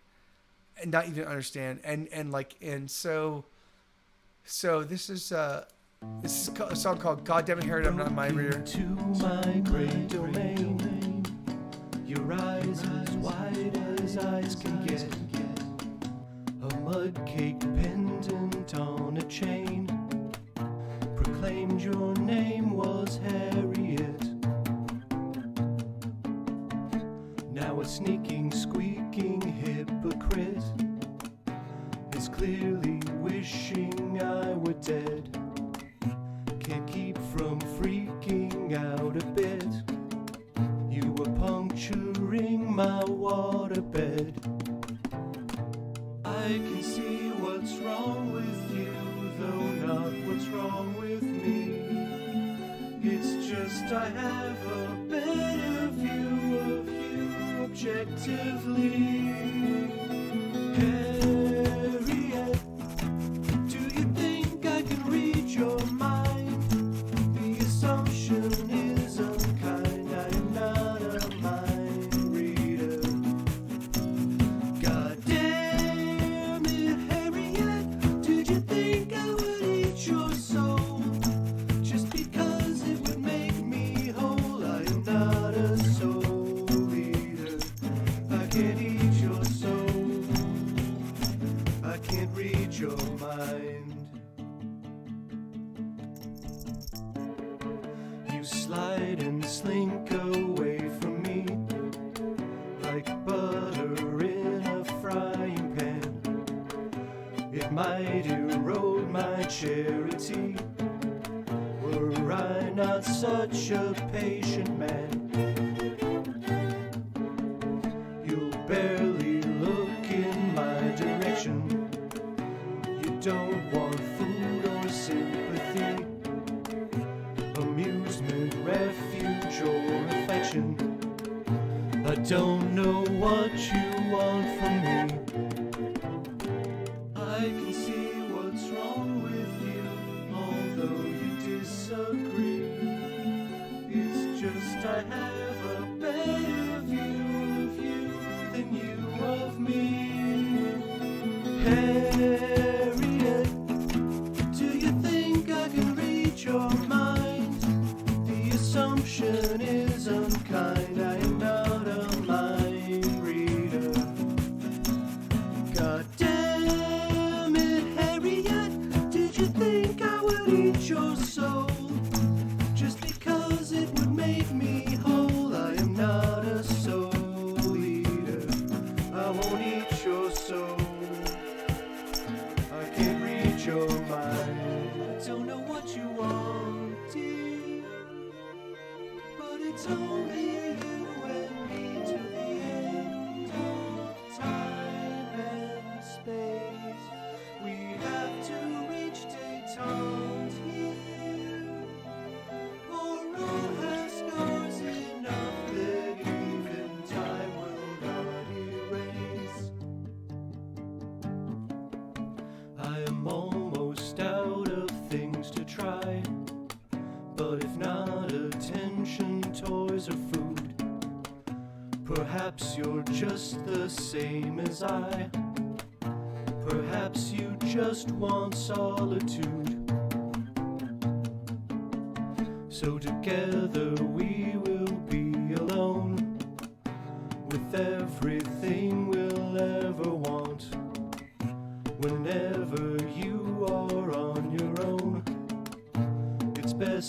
have a confidant. Turns out there's nothing wrong with you that isn't wrong with me.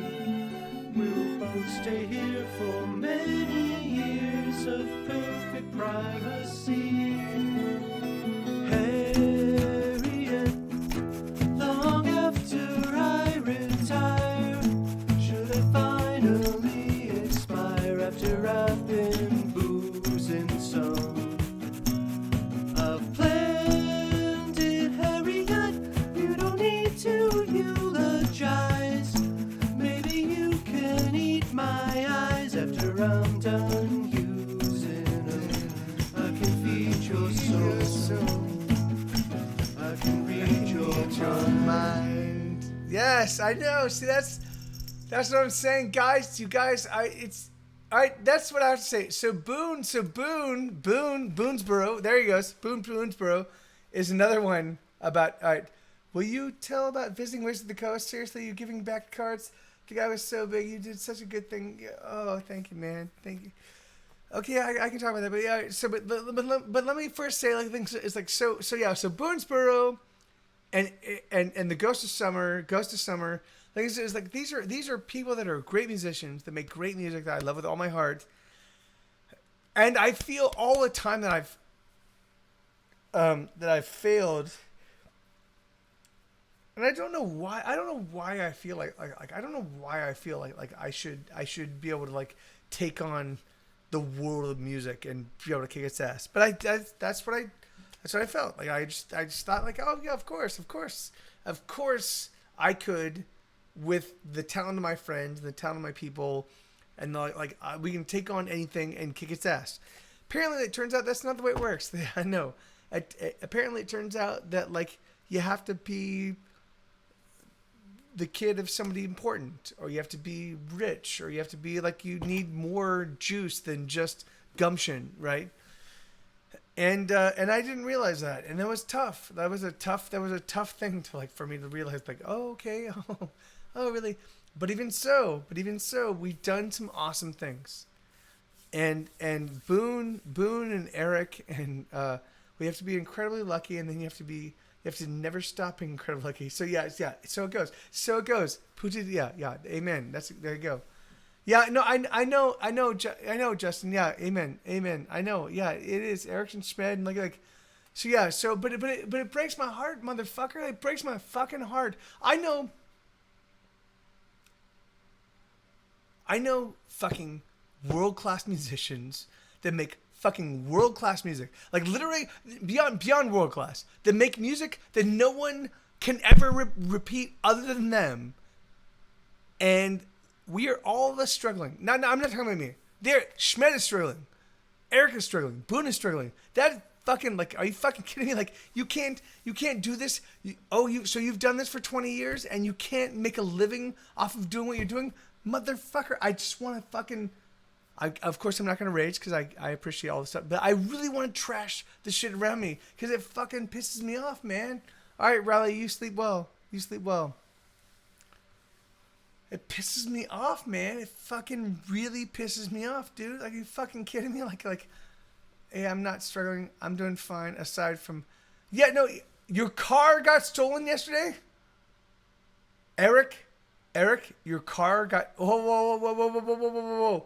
Your car got stolen yesterday? Eric, your car got stolen yesterday. You did have insurance that covered... I buried the lead. My car was stolen from... Oh my God. Why would they steal your car? Why would they your car was like it was like a Honda. It was like it was like a little shitty Honda, right? I know your car. Why the fuck would they steal your car? Why the fuck would they steal? The best thing I can... No, fuck you, Justin. Yeah. So what? Apparently, the 1999 Honda Civic is the most stolen car for... Oh, okay. All right. Okay. Jesus Christ, dude.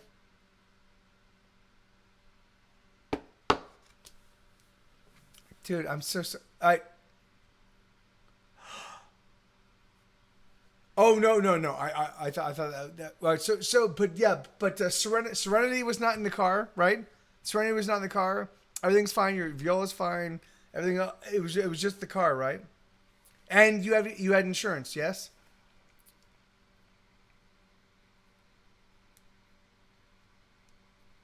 Okay, good. Awesome.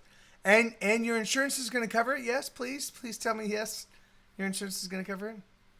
Jesus Christ, dude, that fucking rocked my world. And I know I parked. So Eric works for Square Enix, Square Enix, the people that do like Final Fantasy games and yeah. So Eric is like one of the leads, the leads on a QA team that does Square Enix. Are you still doing Final Fantasy 11? But anyway, so I parked. Eric got me a gig working for them for about 6 or 8 months. I'm doing pretty well. I mean, I got help with health insurance from him. Oh, did you really? Oh, dude, yeah. I'm about to do the ham thing myself. Boone, that's awesome. That's good. I doubt my insurance will cover anything. I just had liability. Basically, I'm approaching it with Zen like so. All right, well, sorry, brother. I know it does run out. I know. I'm gonna like. There's a. I don't have a car, man. So I'm gonna do all my stuff online and see what happens. But whatever, it doesn't matter. Like things like I'm gonna die of health issues I can't even address. I know. Really? But you're so far north, man. No, just don't worry about it, brother. I'm good. I'm good. All right, that's the safest way to handle it. Similar. Yeah, I know. Amen, man. Amen. So, yeah, man, that's fucking Jesus Christ, Eric. Your car got stolen. I mean, that is kind of awesome, right? So Katie's car got stolen. Katie's car got stolen. She parked here. So all right. So this is one thing. I want to talk to her before I talk to you guys about this, but like, so Katie's staying with me for the next 3 months because I want her because she's always been behind on her bills and always struggling to pay. And I was like, look, stay with me, break your contract, break your lease, whatever that costs, break your lease, stay with me, do 3 months, work your job, and then just put that money in the bank. And then you'll have money. For 3 months, you have 3 or 4 or 5. Like I don't give a fuck. However long it takes for her to get enough of a nut to like go and do and see what.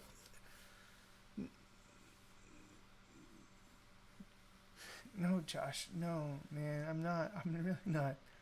Thank you, brother. Thank you so much, man. I'm trying to be. I really am trying to be. I'm not. I'm not there. Stuck up, half-witted, scruffy-looking nerf herder. Yeah. I'm a piece of shit, guys. I really am. I'm a piece of shit.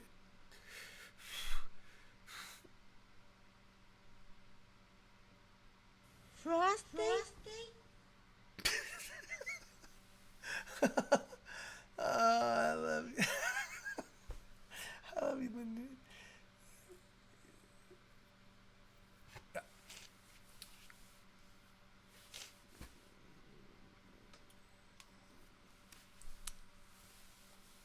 Yeah, no, it's, yeah.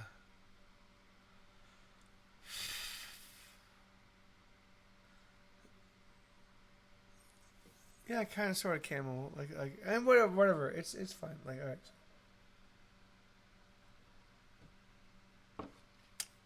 So, so you guys give, wow, Eric, man, dude, I wish you lived in Austin, man. I really do. I've got the makings. I've got the makings of like a good band here, but we've next Tuesday, guys, we're gonna get a whole new band kind of thing together. But like, I really wish I had, you know, I don't like being the guy that knows the most about music. That's not me. That's not my job. I'm not the guy like. So Super Trey Wonder and I like. So Trey is a licks guy, an amazing licks guy. But I wish I had Schmed or you, Eric. Like I wish I had you guys in my corner, like doing it. I have a friend in Minnesota who wants to move to Texas. I might join him, but my Eclipse would never pass the mission. Oh well, then fuck it, then let it go, dude. Buy a new one. Sorry guys, I have to leave. Oh, all right, Isabella. Yeah. No, hey, don't sleep well, sweetheart. I'd love to come visit you one day. I have an aunt in Texas. Oh no, yeah. So that's Dallas. Dallas is like three. Like, all right. So seriously, if you find yourself in Austin, whomever you are, if you find yourself in Austin, let me know. We will hang out. Just let me know. We will hang out. That is, I promise you that we will hang out. Just let me know when you get into Austin. We will hang out. Okay. Yeah, man. Yeah, Boone. It's yeah. I'm having a very yeah, dude. I'm sorry, brother.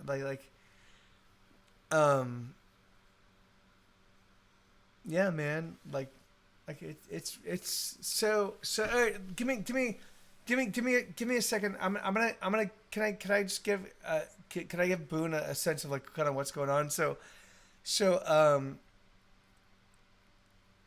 I've been working. I've spent the past year and a half working on this new record.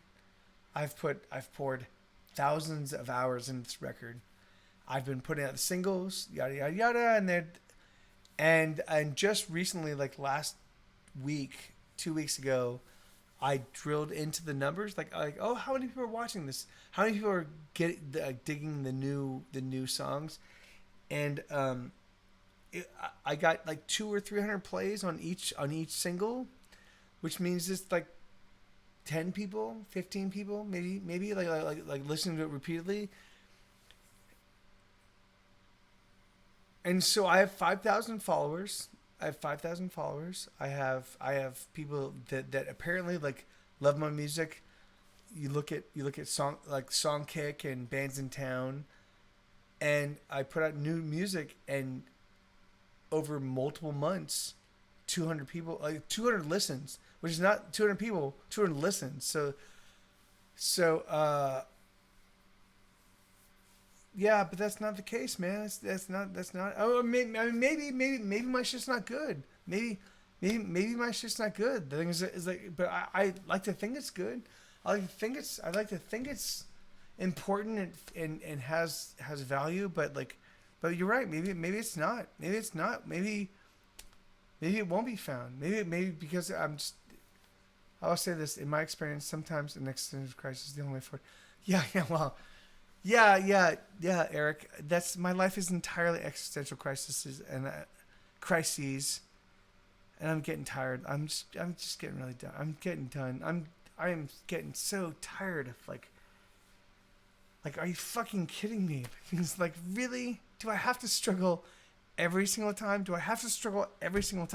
Really? And when Jesse Hughes of Eagles of Death Metal, the fucking guy that stole shit from me over and over and over again and built it. Oh yeah, and he just gets to fucking do well, and I have to. Oh yeah, it's just tough. It's just really tough. It's hard. Anyway, yeah, it's hard.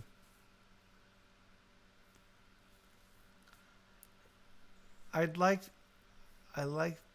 trying to get people.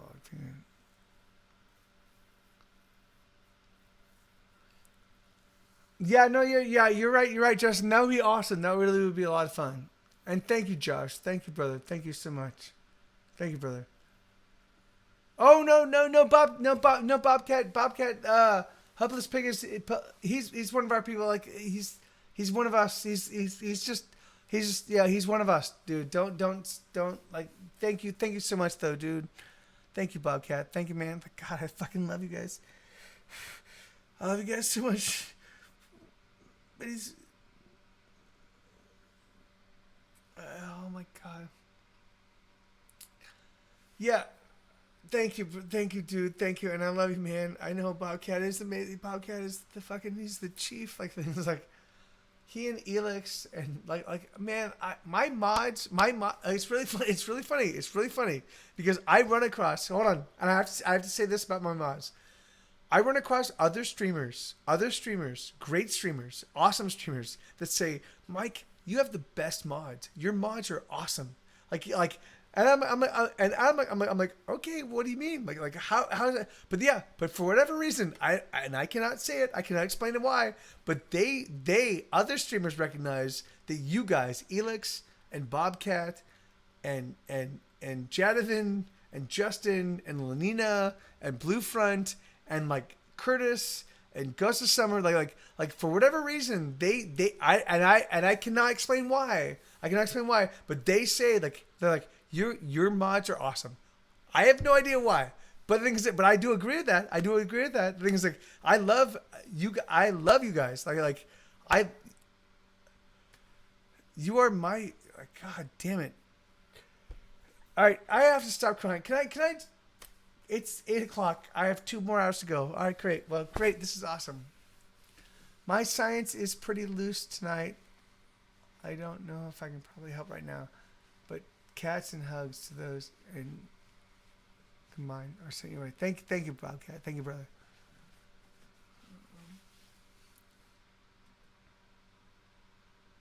Yes, and that's exactly right. You do, Elix. You certainly do. All right, so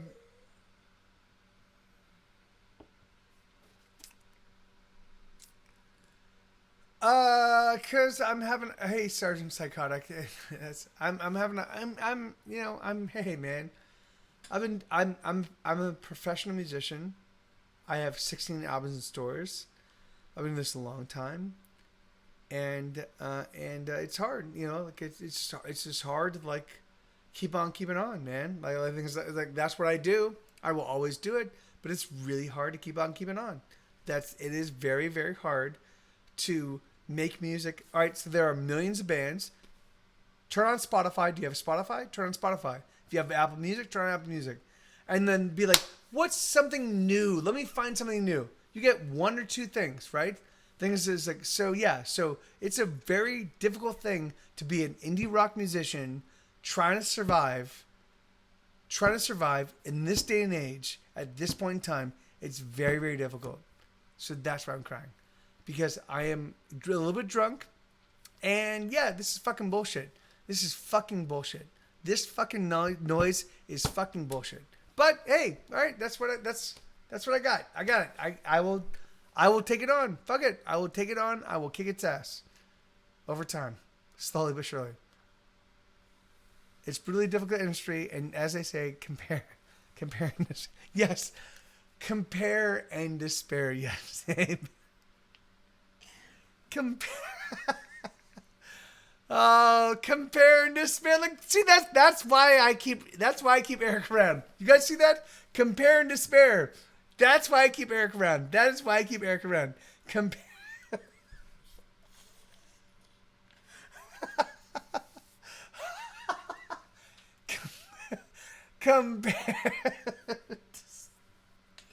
Oh, dude, I love you, man. I love you. Thank you so much, brother.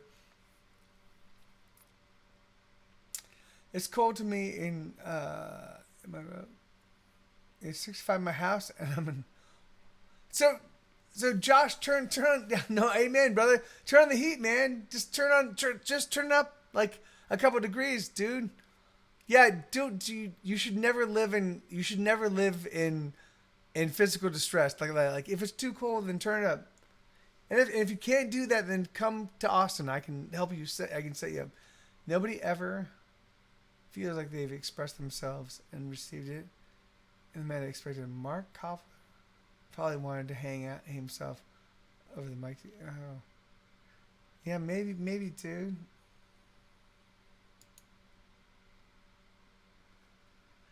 No. Just all right. So let's go somewhere. Any plans to visit Austin? Oh yeah. So Eric, yes, yeah, dude. Eric, I could probably figure out a way to get you out here. Like, 'cause it's like a $300 round trip ticket, right? So I could probably figure out a way to get you out here if you were interested in that. And it would be awesome. It would be awesome. It would be really, really awesome for Boone and myself and you and Trey and some of the people like that would be awesome. And we could definitely do a 9 attack. Oh, Boone and you and me and Trey and doing a 9 attack, that would be amazing. So yeah, so if you wanted to, I mean, I'll have to go to Austin eventually. So you can, yes, yeah, amen, yeah. So yeah, but it's not that tough. I would just need to know like.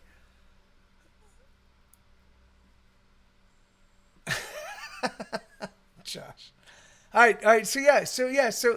So seriously, man, like we should figure out. I have to keep my place at 66 in the day, and those are unconscionable temperatures, Jamie. I could never endure those bullshit temperatures. I've always called and always saying yes, of course you are, because they're fucking freezing temperatures. Hey, plebe. How you doing?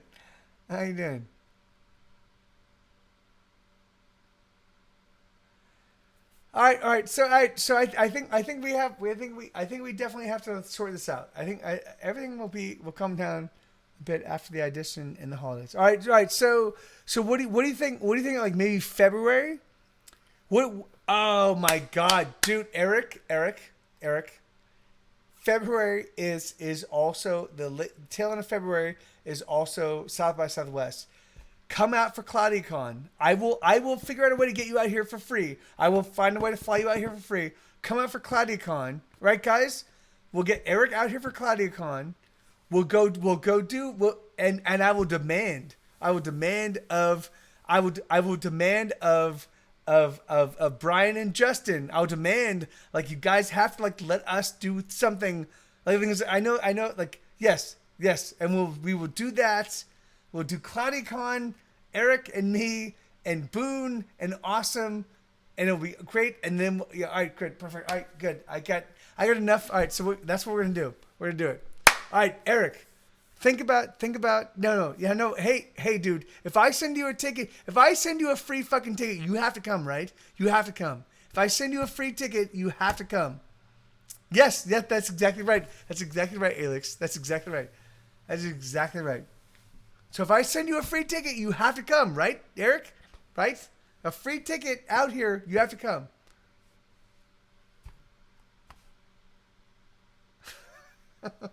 Yes, of course. Oh. No. Of course I do, and of course I will, man, dude. Yeah. It will compel other people that are on the fence with CloudyCon to be like, oh yes, we will come out. Of course we're coming out. CloudyCon is awesome because Eric's gonna be there. Oh, and Boone's gonna be there, and it's gonna be amazing. And it's gonna be with I will literally reach out to Brian and be like, dude, this is what you have to do. I have done so much for you guys for a long time, over and over again, for free. I need you to give me back this one thing. I want CloudyCon to happen at the 7 Acre Schwood, which is like his space. Yes, it will. Like I've got it. Oh, paper cat.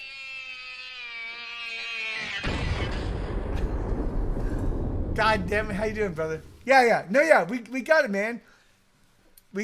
Eric, we got it. Like the thing is that you have to come out. If you want Kate to come out, which would be great because you could be a string section. We could make that happen as well. So if your chief objection is you don't want to leave Kate, then let me know because we could fly her out as well. I guarantee you.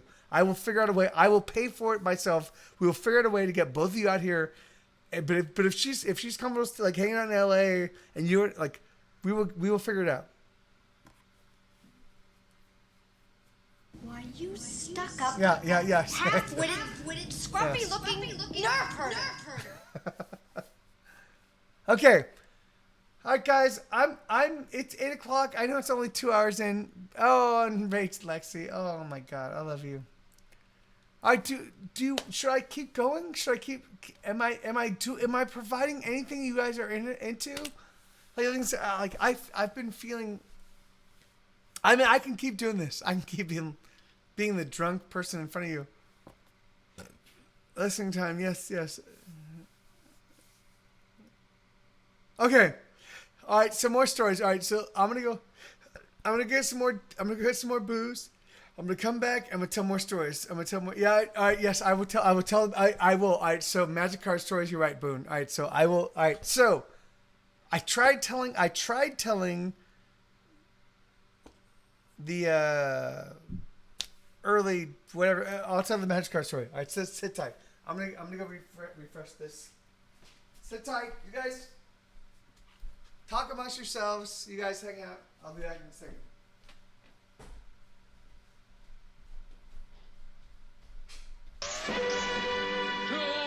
Chocolate cream pies.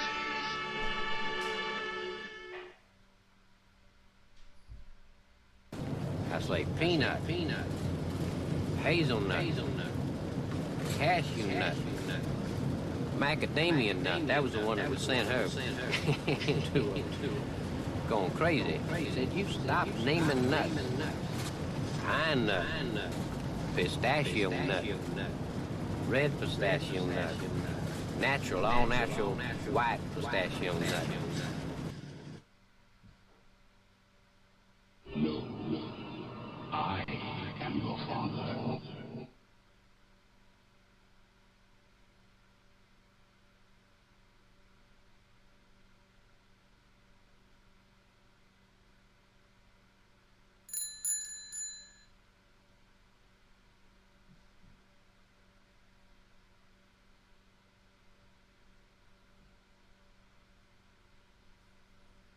Life moves pretty fast.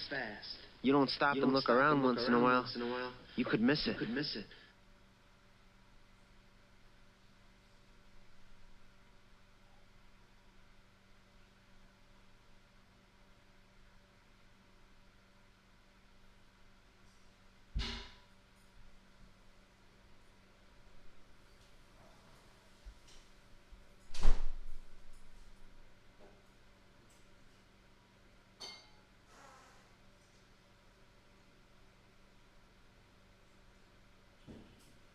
Whatever a dentist is, I hope someday that you're the greatest.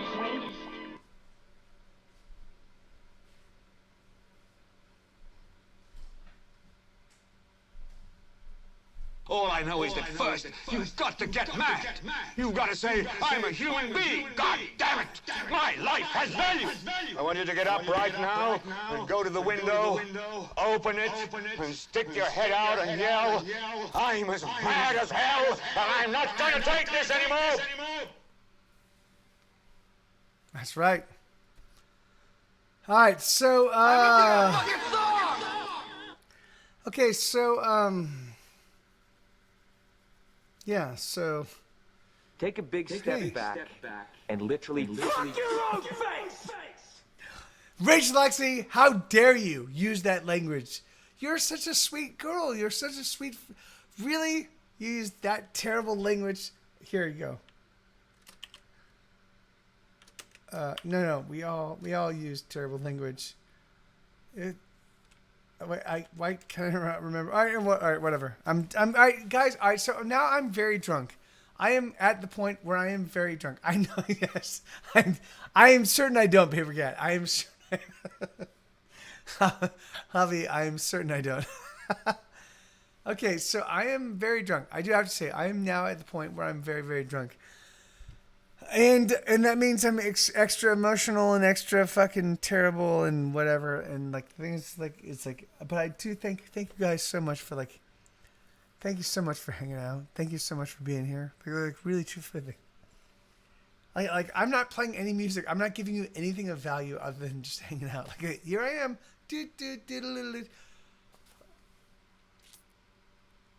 Not drunk enough to flash. Oh yeah. Oh really? Really? Is that the level of drunkenness? Like, Yeah, because you don't want me in the flash. I'm 46 years old. There's no.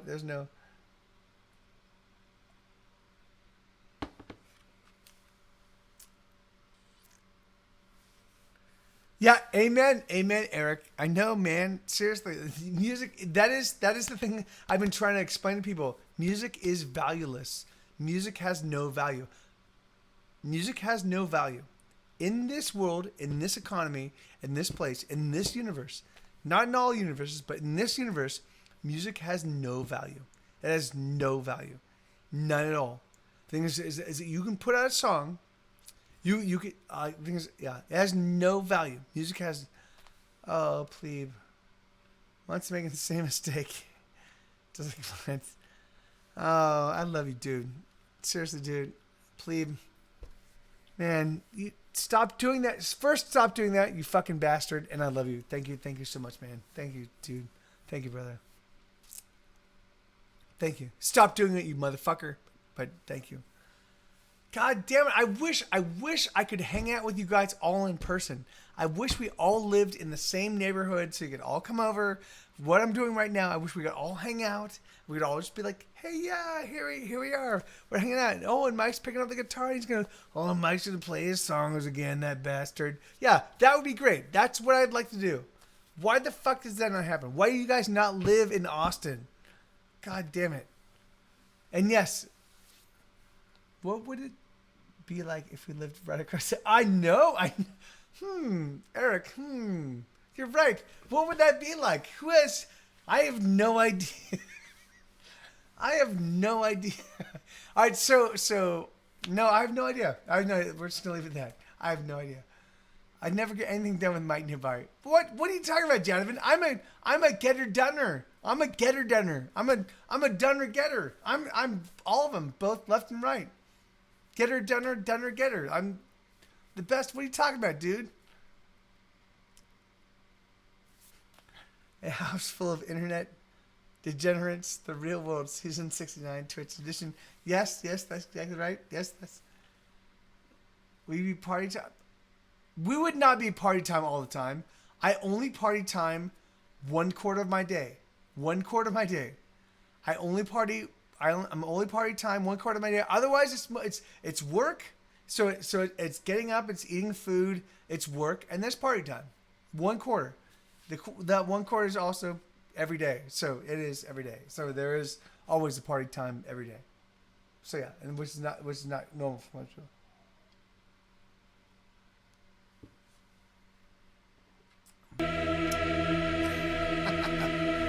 Yes, of course, awesome. Okay, so what? Oh, we were all right. So we're talking about Gary Coleman. All right, so hold on. So dig this. All right, so let me tell you. Party time was my 20s. Now it's have a couple glasses of wine and fall asleep watching BoJack Horseman. Hey, no, that's a great life to live. Okay. All right, so I'm gonna give you guys the greatest story that you've ever heard in your entire life. Not the only greatest story. This is one of the greatest stories you've ever heard in your entire life. All right, here we go. So, I was a production assistant on a show. I had already been very much above the job I was doing, right? So, but they were willing to offer me a little bit of money to so I was like, okay, I'll do this job. Yeah, all right, so I can pay these bills. So, and everybody told me that the executive producer, Bob, whatever his name was a real stick in the mud. He was a real stick in the mud. And he didn't like he just didn't like any challenges. So I was like, oh, okay. Here we go. Let me do this. So what I did is I hopped on Gmail and I created I am TV's Gary Coleman. TV's Gary Coleman. And I sent him an email saying, hey, I am TV's Gary Coleman. I think I would be the perfect voice for Project Zeta, which we were in the second season. So the Project Zeta's voice had already been established. I think I would be the perfect voice for Project Zeta. I will be there tomorrow at 4 p.m. Please leave a pass for me to have this conversation. So I send that to him, and Bob goes, and I hear from Bob. I think Gary Coleman. You guys know Gary Coleman? Like what's going on? Like and there was, but then it didn't happen. Like he did not show up because Gary Coleman. It was me, not Gary Coleman. And so I sent him another email. Yeah. So I sent him another email. So I said, hey, hello, Bob. This is Gary Coleman of TV's Gary Coleman, and I tried showing up at the Warner Brothers lot because we were off the Warner Brothers lot. We were at the Sherman Oaks Galleria, so we were very far away from the Warner Brothers lot. I showed up at the Warner Brothers lot. They had no pass for me, and they didn't realize I was even going to be showing up. Could you correct that? I will be there again at 4:00 in the afternoon. So and that's what I sent to him. So he's like, oh my God, this is real. Gary Coleman actually showed up, and he's like, so they tracked down Gary Coleman's agent. And they're like, hey, has Gary Coleman heard about this kind of thing? And they're like, no. And so my friend Haven, she sells me out. And she says, and she says, oh, that was Michael. And I'm like, really? And so they sell me out. So she sells me out, and I'm like, and so I get pulled in front of the executive producer, and he's like, you cannot do that. I'm like, oh yeah. But really, truly, fuck you, man. This is a fucking joke, and it's fucking awesome, and it's Gary fucking Coleman. But no, you can't do it. And I was like, all right, you're right. So I walk away. So this is in 2000 or 2001, which is right around the time that my band is now reaching out to labels to get signed. So we have 3 labels talking to us at this point in time, and the label we signed with calls me up. So they call me up. Hey, Mike, we want to set up a meeting with you and your bandmates. Can you come over to talk to us next Friday? So as I'm having this conversation, Gary Coleman walks up. There's literally tiny Gary Coleman, like, hey, and he goes, "What you talking about, Michael?" And I look at him and I go, hold on. I go, hey man, yeah, no, of course, like, and so I put Gary. So all of my people are watching Gary Coleman walk up to me to bust my balls. They're walking, and I say, hold on, and they're like, what the fuck is Mike doing? Because I'm literally having the conversation that's going to change my life because I'm now going to switch to music. So hey man, hey label owner, yes, I want to have that conversation. Yes, we want to meet there at that point in time. So I finish. I hang up. I turn to Gary Coleman. And I'm like, what's going on, man? He's like, what's up? And it was awesome. And so everybody walks out and they're like, this is great. This is hilarious. Haha. That was it. I think that was. I don't think I need a piece. Thank you, Boone. I think I'm. Hey, thank you, Felix. I think I'm good on food.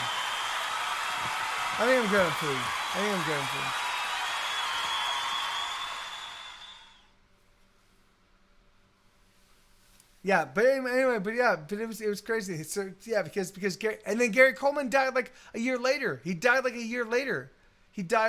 1 year later. Like I don't need salt. No, I've got less salt.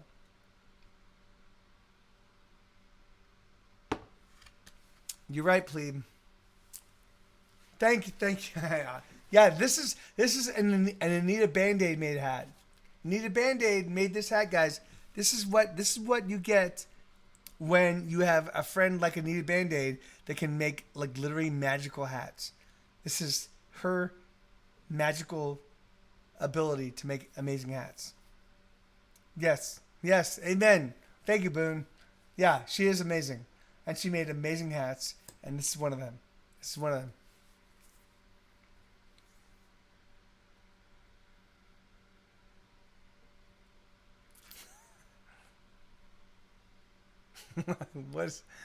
These are some pretty interesting things that are being said. I know. Isn't that plebe? Like that's crazy. It's so crazy because like, Yeah, Gary Coleman. Gary Coleman, who was a huge part of my life. Yeah, I brought him work because I was just busting his balls, and then it was awesome. Oh, and I met Willis too. I met Willis. I met Curtis. What's his name? I met both of them because of this. Because of this, I met both of them, and they were both there, and they were both like, "Oh, you're the guy," and I was like, "Yes, man, I'm the guy." I met both of them. Fucking, Anyway, whatever. It was awesome. It really was awesome. It was. I did meet Willis. I did not meet. What's the girl's name? I was so in love with her. She was so beautiful to me. She was so beautiful, and she died early, but she was so beautiful to me. Like, oh my God. So I met Arnold and Willis. Yes. I didn't make him, but here, take this. That's a great handle. Thank you so much for that follow. It's a great handle. That's awesome. Here, take it. That's an awesome handle. Okay, so what are we doing? what are we? All right. Oh, let's go to the main show. Bidding. Oh, there we go. We're in the main show. Night, man. Gone from me. I gotta get up. Oh no. Yes, sleep well, hopeless pig. Sleep well, brother. Oh, and Bobcat, thank you, brother. Thank you so much, man. Bobcat. God, like all the mods except for Lord Curtis, all the mods are here. Oh, except for Lord Curtis and Shamrock. All the mods are here. I love you guys, man. I fucking God damn it. Can I just say how much I love my mods? Like, can I just say like you guys are like you guys. You really do. I fucking love you. I adore you. I adore what you do. Thank you so much for me. Thank you so much. Yeah, fuck you, Justin. No, fuck you. That's what you get. Amen, Elix. Yeah, Sunglow Steve will never ever not be a mod. Sunglow Steve will never ever not like yes.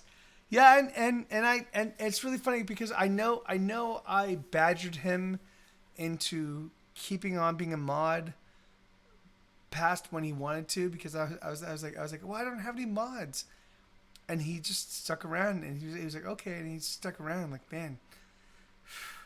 I'm a velociraptor with a hat.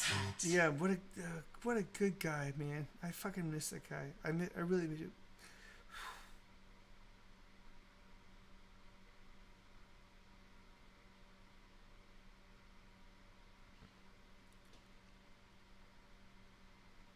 Yeah, I really miss him. I know. Yeah, of course he is Helix. Of course. Maybe even with the internet. The thing is like I can't assume that like. I normally assume that people that when they walk away from me create fabrications to walk away to make it easy to walk away, right? So the thing is like, and that might not be so, but that's just what I believe in my heart of hearts. I believe that like when people walk away from me, it's because they tire of me and they just want to get away.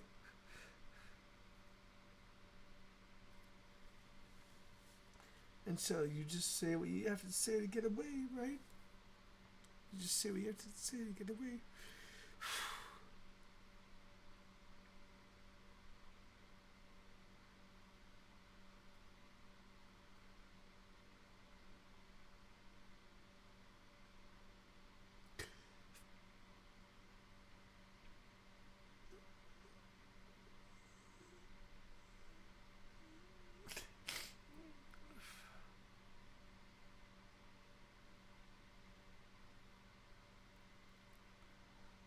Yeah, you just.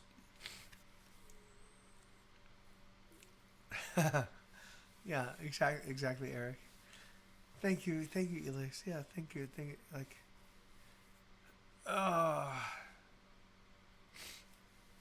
yeah, no, it's really funny.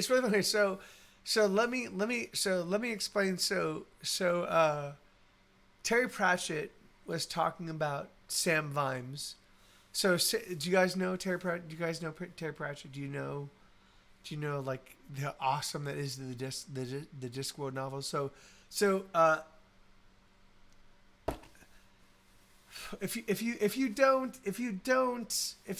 then you just have to go fucking explore and do some homework. But so Terry Pratchett was talking about Sam Vimes, and he was writing from the perspective of Sergeant Colon, right? So Sergeant Colon was saying, oh yeah, Sam, most of us have alcohol in us. Most of us have this like, you know, most of us have natural alcohol. Most of us have this natural ebullience. I'm now building on top of what he was saying. So he did definitely not say ebullience, but there is this. So I realized when there was a point in time when I was hanging out with friends and I had like 2 drinks and I was like, oh, I don't feel scared. I don't feel broken. I feel okay. 2 drinks in me. I feel okay. Now I feel okay. 2 drinks. So and that was what Sergeant Colin, he was like, yeah, Sam Vimes, he doesn't have the alcohol that we all have in our bodies. Like, he doesn't have it. And so when he feels down in the dumps, he really feels down in the dumps.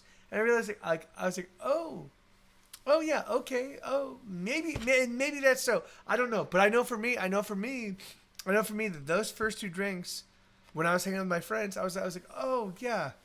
Now I'm not questioning everything I do, and now I'm not fucking trying to kill myself all the time, and now I don't want to like just run off a cliff and just like die. The thing is, like, now with 2 drinks in me, I feel like, yes, we can have a conversation and it'll be awesome. How exhausting is that? How exhausting is that? You know, and Terry Pratchett, of course he did. Of course Terry Pratchett, the master storyteller, like, caught it in one. He was like, here you go. Yeah, this is like Sam Vimes.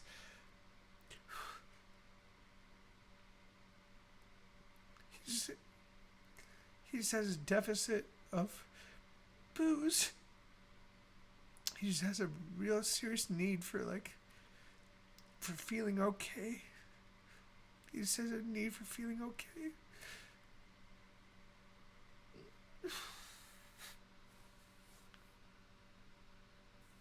Okay. Anyway, all right. Oh my God.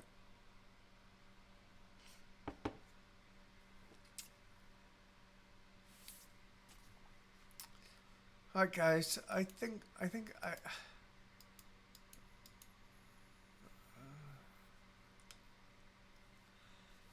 no, I've been drinking water. Like, this is my water glass, Elix. This is my water glass, Elix. I've been drinking this nonstop.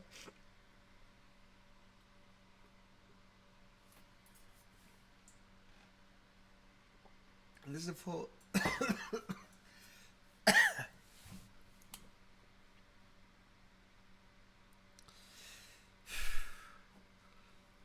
Man. Anyway, all right, guys.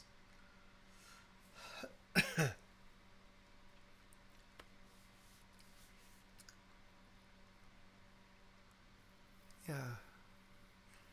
I think I'm gonna go. I'm so sorry. I know I have an extra hour and a half. If you want, you can take the party over to Game 9. They'll be glad to have. Yeah, amen. All right, yes. Let's do that. Thank you, Elix. I really do. I do have to say,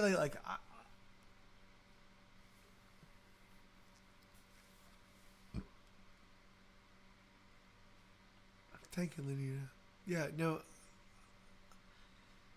I just have to say, I do, thank you, you guys, like all of you, every single one of you. I see you, I know you, I try desperately to be there for you. I love you guys.